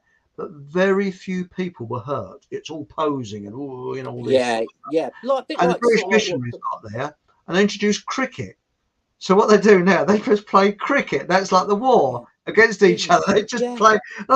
It's very British, isn't it? Yeah, maybe that's what we should all do, mate. Maybe we should all just have a go. Yeah. I mean, who doesn't love it? I mean, I love cricket, mate. Me and my old flatmate, we used to love a test match. I'd book 5 days off work, mate, and I'd just sit on my arse. And if it was in Australia, we'd stay up all night and watch it on Sky, mate. And we just sit there on our backsides for 5 days. Mate, there's something special about a test match. But when you think about it, it's very, very British. But what they found out is that there was a survey done in, I think it was an Amazon tribe, and they discovered that the ones that went out hunting, and the sort of he-men ones, weren't the men that, shall we say, boosted the tribe of numbers. Oh, right. It was the ones that stayed home who were the, shall we say, didn't like hunting very much, a bit wimpy. They're the ones that boosted the tribe because they were with all the women. Right. And maybe the beefy ones were on steroids, Chris. Maybe that's and the beefy ones, they were too cream cracker when they came out from hunting. Exactly that. Didn't have the energy for it, mate. Didn't have the energy for it. But the blokes that are repairing the huts and the old boys, yeah. But the other thing is that it was the women, the elderly women, that stopped conflict, because they would walk into the opposing tribe and they wouldn't touch them, mate. In Latin America, they would have respect for the elderly. They wouldn't touch them. I was going to say, in Latin America, mate, women are very much the kingpins of the families. They're the ones that resolve conflict. They're the ones that will take care of family business in a lot of places. They are more dominant in a lot of ways than what the men are. I often think, I wonder how different the world would have been if we'd had women in charge for the last 100 years. I don't know, but we had Boadicea, didn't we? She was around your way, wasn't she? Boadicea. she was around my way. Or Apparently. Boudica. Boudica, I think Boudica. we call her. Yeah, Boudica. Yes. Yes, she was. She was a Iceni, wasn't she? We've got just up the road, about 30 miles from Dersenham. There's a place called Swaffham, and there's an old Iceni village there, and there's a thing called the Iceni Project where I think they've got a couple of wind turbines and crap like that. But yeah, that is part of our local heritage. You are spot on. But Queen Boudica, the one shown on the embankment, was a Victorian thing they did. She did not have knives coming out of her chariot, which is crap. The horses are wrong because they had different horses those days. And chariots were used like taxis to ferry the troops to the fighting area, and then they would retreat with chariots and then bring more troops on. They were actual taxis. They didn't really go into battle with them. I think some fits in with most of what we always talk about, doesn't it? With the fact that nearly everything we've been told is a lie. It is. It is. Now we've got Mark Antony. I read a book called, I won't read those words out, in 2012 when the Divok unfolded. You know what I mean, backslang. I knew it was BS, but sadly a lot of my family and friends fell for it. Yes. I feel your pain, Mark. I think, yeah, we all went through that, mate. It was horrible. It was horrible. You felt quite alienated. Now, 2020 was the year MK Ultra came through the screen and instantly recruited. I won't read the rest of it out. Yeah, I think. Yes, I think I've got to be very careful. Is on the money there. I think that again. You look at 2001. Like David Icke wrote a book about that, didn't he? Called it The Trigger, and I think that was a good analogy for it. It was the trigger, and 2020 was another pivotal point in terms of the agenda, changing pace, moving forwards. My take on it was that it wasn't the real event; it was the tester. I agree with you. I think the real event is still waiting to come. We're not out of it yet. Now, Louise Wilcox says they can hide the truth as much as they like. It will still bite them on the arse. I would agree with you there. What was it Buddha said, Chris? There are 3 things that cannot be hidden: the sun, the moon, and the truth. Correct. Yes. And I'm no fan of Buddha's, but that is a very quite a poignant statement. Well, I always believe. I mean, people have accused me of all kinds of things. I mean, I had my reputation, everything. So I was actually people accused me of lying and all kinds of things like that. But in hindsight, it doesn't matter because the truth always comes through. Exactly. Yeah. And when the truth is on your side, you just wait. Just time. Yeah, you can throw as much mud at me as you want, mate. I know why. Now it says here, Sean Hayman says the only thing that surprised me in the years was the mass capitulation of illogical and abusive demands we saw from that year. Yes. Now, it says, Ancient Ruby says Sainsbury's are little Hitlers. You're going to have to elaborate a little bit more on that one, Ruby.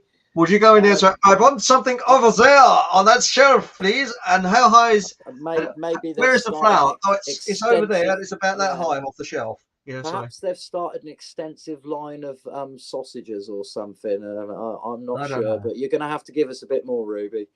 Louise Wilcox. This is something so right with you now. Gotcha. Farm food never challenged me once. Food, no, they were brilliant. And if she went to the one, probably the same one that I did in Lynn, they were brilliant in there. They made you feel comfortable about not having a mask on. There was no beef, none whatsoever. And that I appreciated that at the time.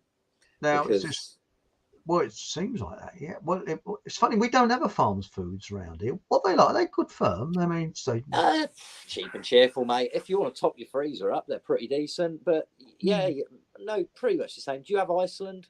Yeah, of Iceland. Yeah. Yeah, same, mate. Same thing. Yeah. Pretty much Iceland sausage is nice. I worked for Iceland, mate, for six and a Yeah. half years. So I've eaten a lot of Iceland food. But do you know what?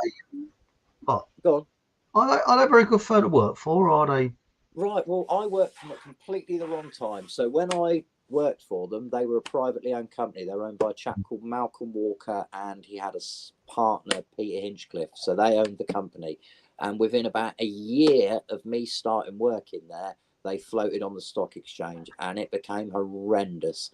And Really? it was one of the reasons I left, was because every year, because you know what happens when companies go on the stock market, mate? It's all about profit. Everything else goes out the window. It's about dividends and profit and making more profit year on year on year on year on year. And the only way Iceland could do that was to cut costs. So every year, the staffing hours would get 20, 30 less. So you'd lose like a full-time member of staff each year. And it got to the point where, as a deputy manager, I was working from 6 o'clock in the morning till 11 o'clock at night. And the bit between 6 o'clock in the evening and 11 o'clock was filling the bloody shop up, because I didn't have the staff hours to keep it full during the day. No. So, but Malcolm Walker bought the company back off the stock market, and I think his son owns it now. And by all accounts, I never met Malcolm Walker. I've seen bits of him on TV, and I know people that met him that worked for the company. He seemed like he was quite a decent bloke. I mean, they were giving away Hummers to their managers and things a few years ago, weren't they? They were voted one of the best companies to work for, I think. They were. I mean, the one near where I live is a shithole. A lot of them are, mate. A lot of them are. But they do, what they do is it's three, four. I used to do some outrageous offers, mate. We used to do a thing where you bought a chicken for a £5, and you used to get like 7 or 8 things free with it. They used to call them giveaways. They do giveaways, right? Mental special offers, mate.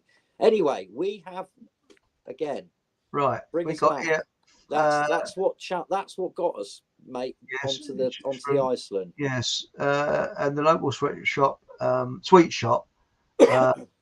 Is that sweet shop or sweatshop? I think got it's more than it could chew from me when I went in with my daughter. But it might be sweet shop, yeah. I used to actually, sometimes, depending on the person, I used to have a joke. Someone says, "Have you got a mask?" My reply would be, "Why, have you farted?" You know, or something like that. I would sort of give them or "I'm terribly sorry, I don't sell them." Try eBay. You know, so give them a response that they don't expect. You know, I just used to hit them with "No, thank you." That would be it. If I got asked if I'd got a mask, I'd just say "No, thank you" and just carry on walking. And I had some perfumed fart on stilettos walk over to me whilst I was queuing up in Barclays Bank to banks were really mate. I went right. A couple of times. They were insane. They loved this you know, the type, you know, the stilettos, bit overweight, your standard, and then she came along with this like box of, I thought it was a box of Scotties, you see. And I'm standing there in this queue waiting to go to the machine to get some money. For some unknown reason, they stopped you queuing at the machine outside. You had to go inside. Yeah, they did some weird things. And she said, "Excuse me, is your mask, sir?" So I said, "I'm exempt." And then she carried on, and I can't remember the full details. And I said, "Look, I'm sorry, this because you know you can get fined because it's £9,000. £9,000. So I had it actually piece of paper. I got it out, and she didn't even read it. She just walked off. Yeah. I said to you before, mate. I had it all up on my phone, ready for anybody that challenged me, and I just read off the government website, and that did it. Anytime you know, I tried to avoid talking to people. We became very insular, me and my wife, during that time. Sorry, back to Sean's comment. I became insular as well. Jonestown was a blueprint for everything we are seeing currently. Absolutely.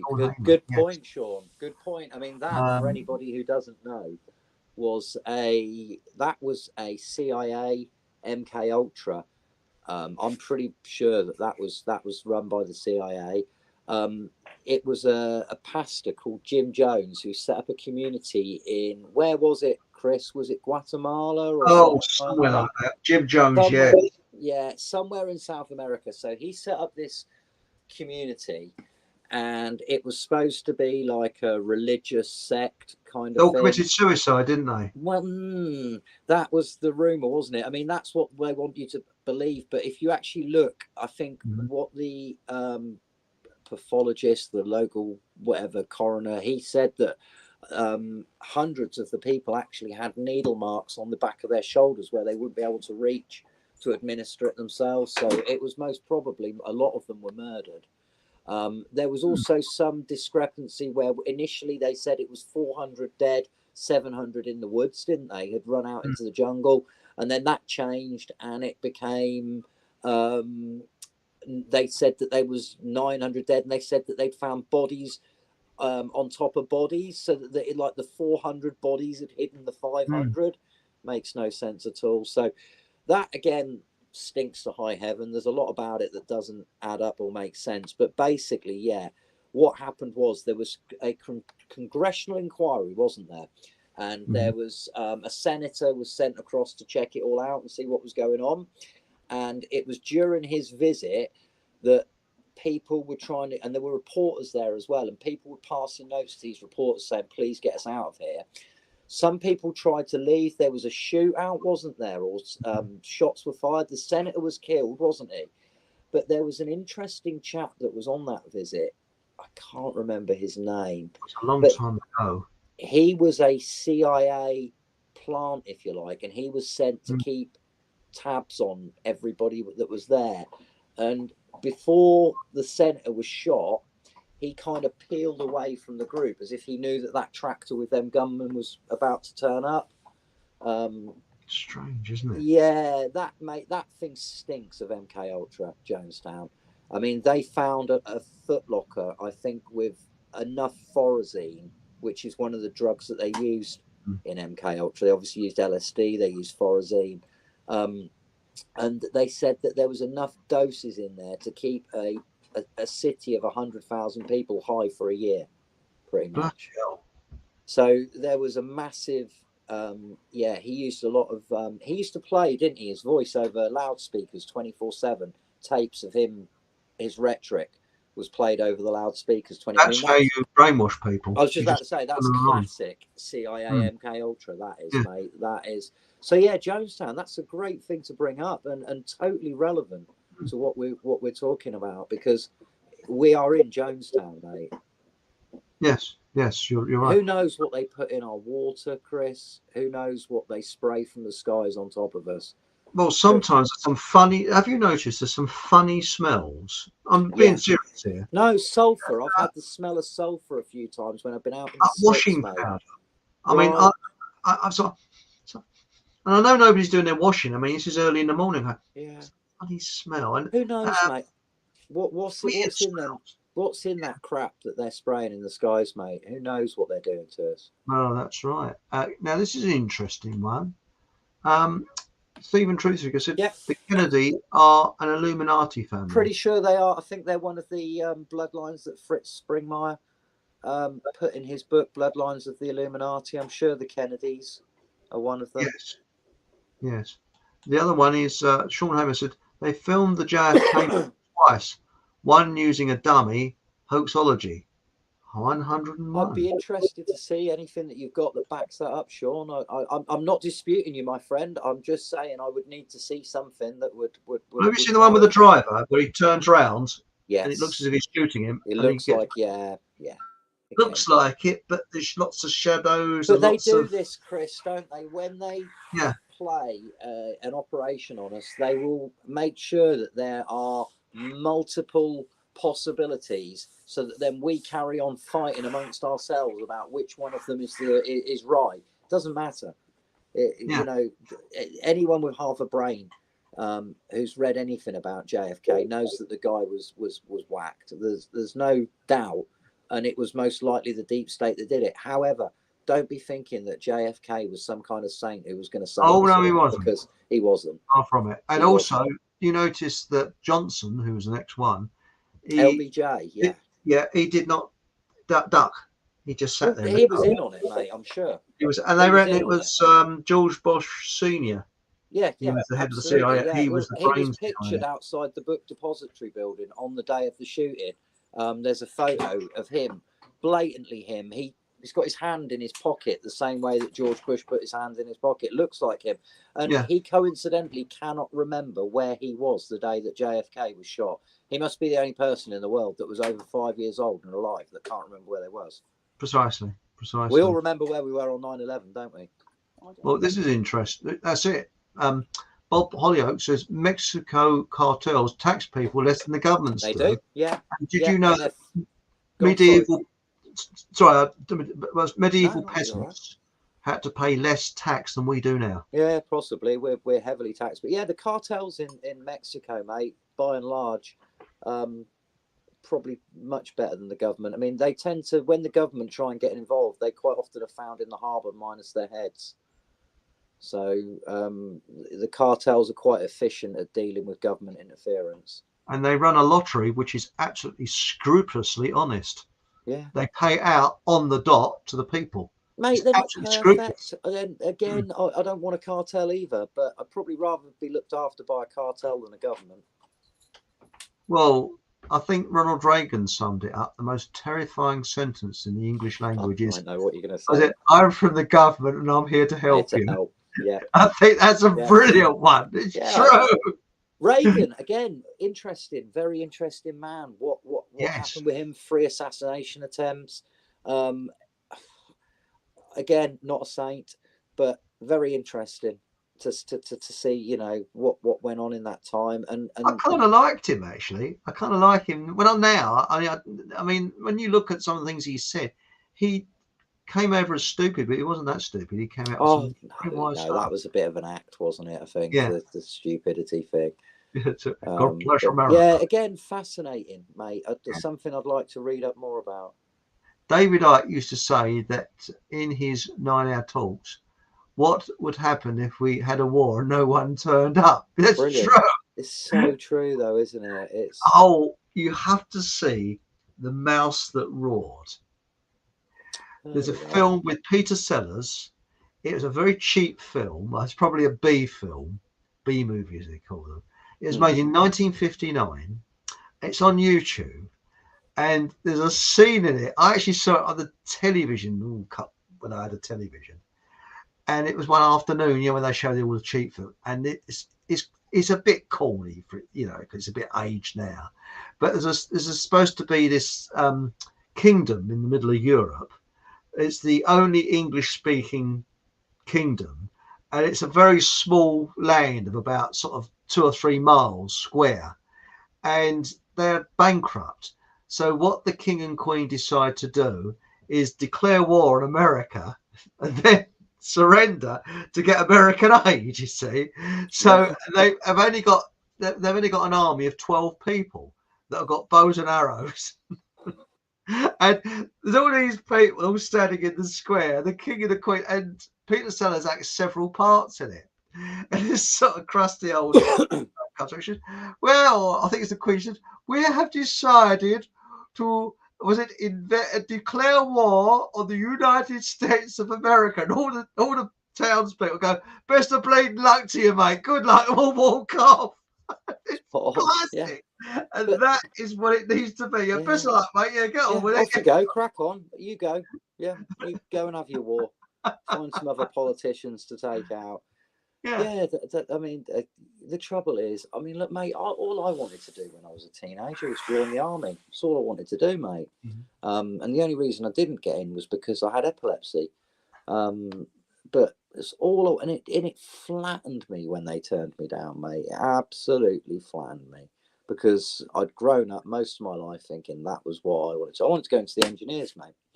So I wanted to go into the Royal Engineers and then probably do that for sort of 5-6 years.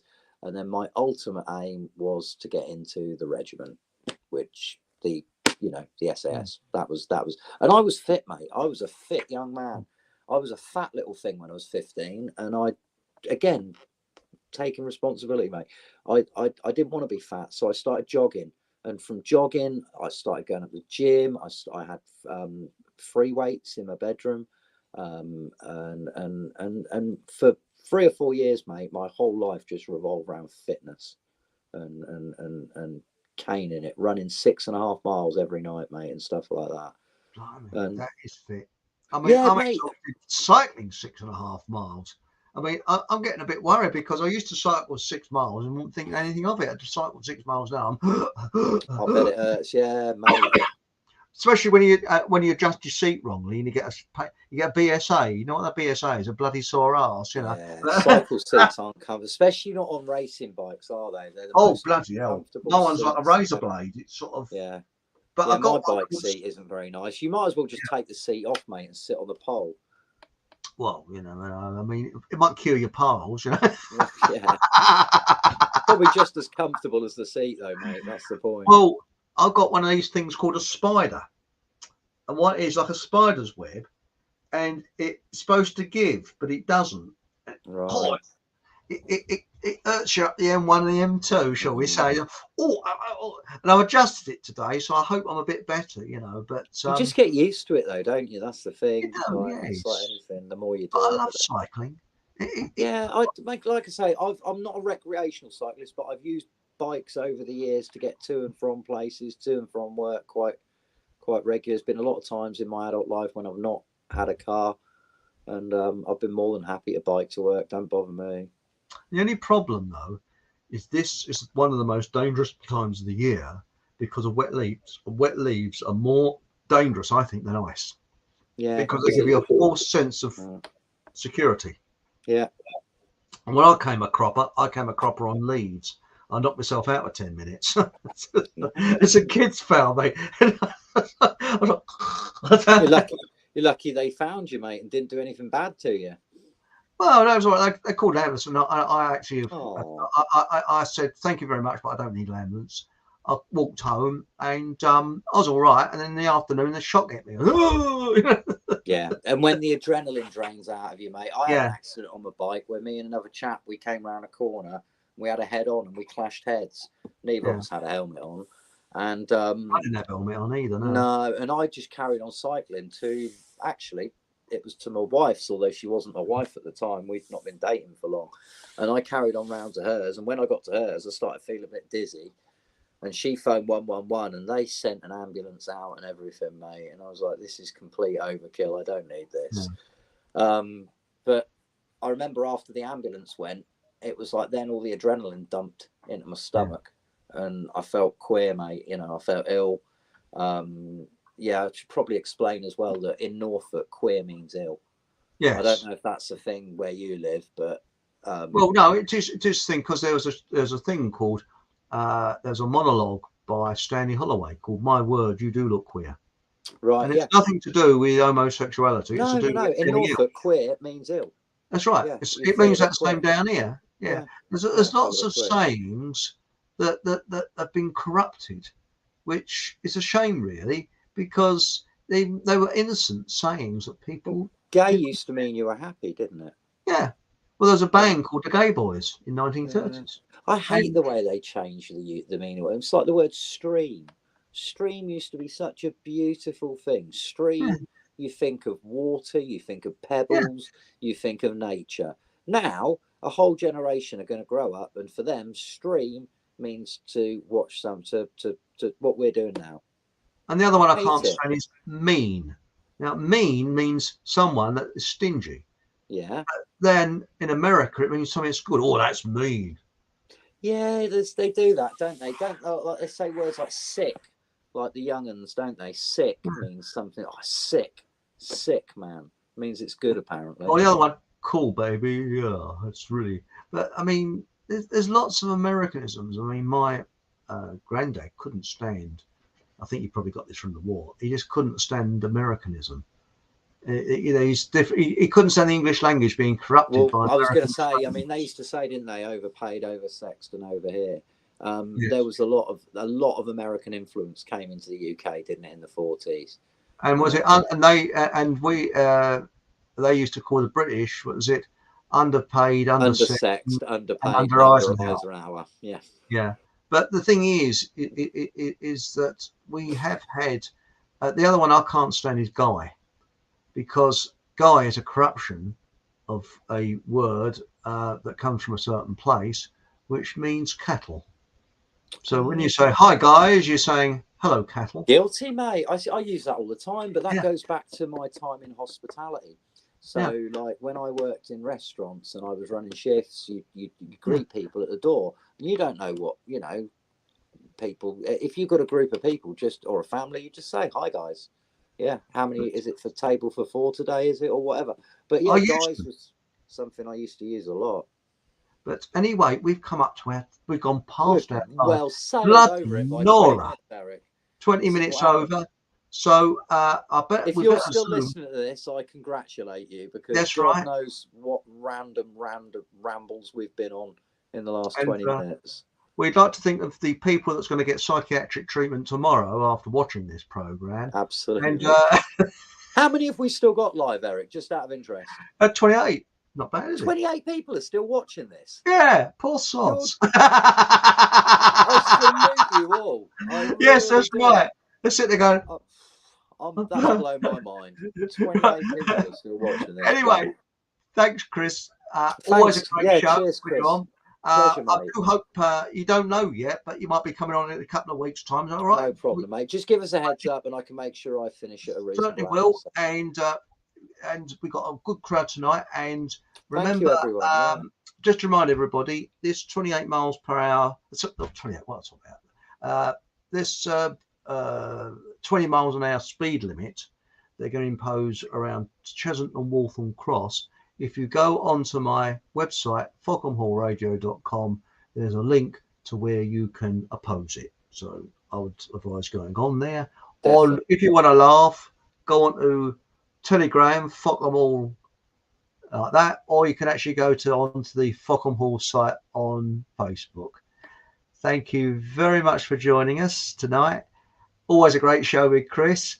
And Chris the gardener, rather. I'm not being conceited. No, not at all. And also be back this Thursday with a mystery guest at 8 o'clock. And as I say, thank you very much for joining us. And whatever happens, have a bloody good laugh and good night. Thanks, Chris. Cheers, everyone.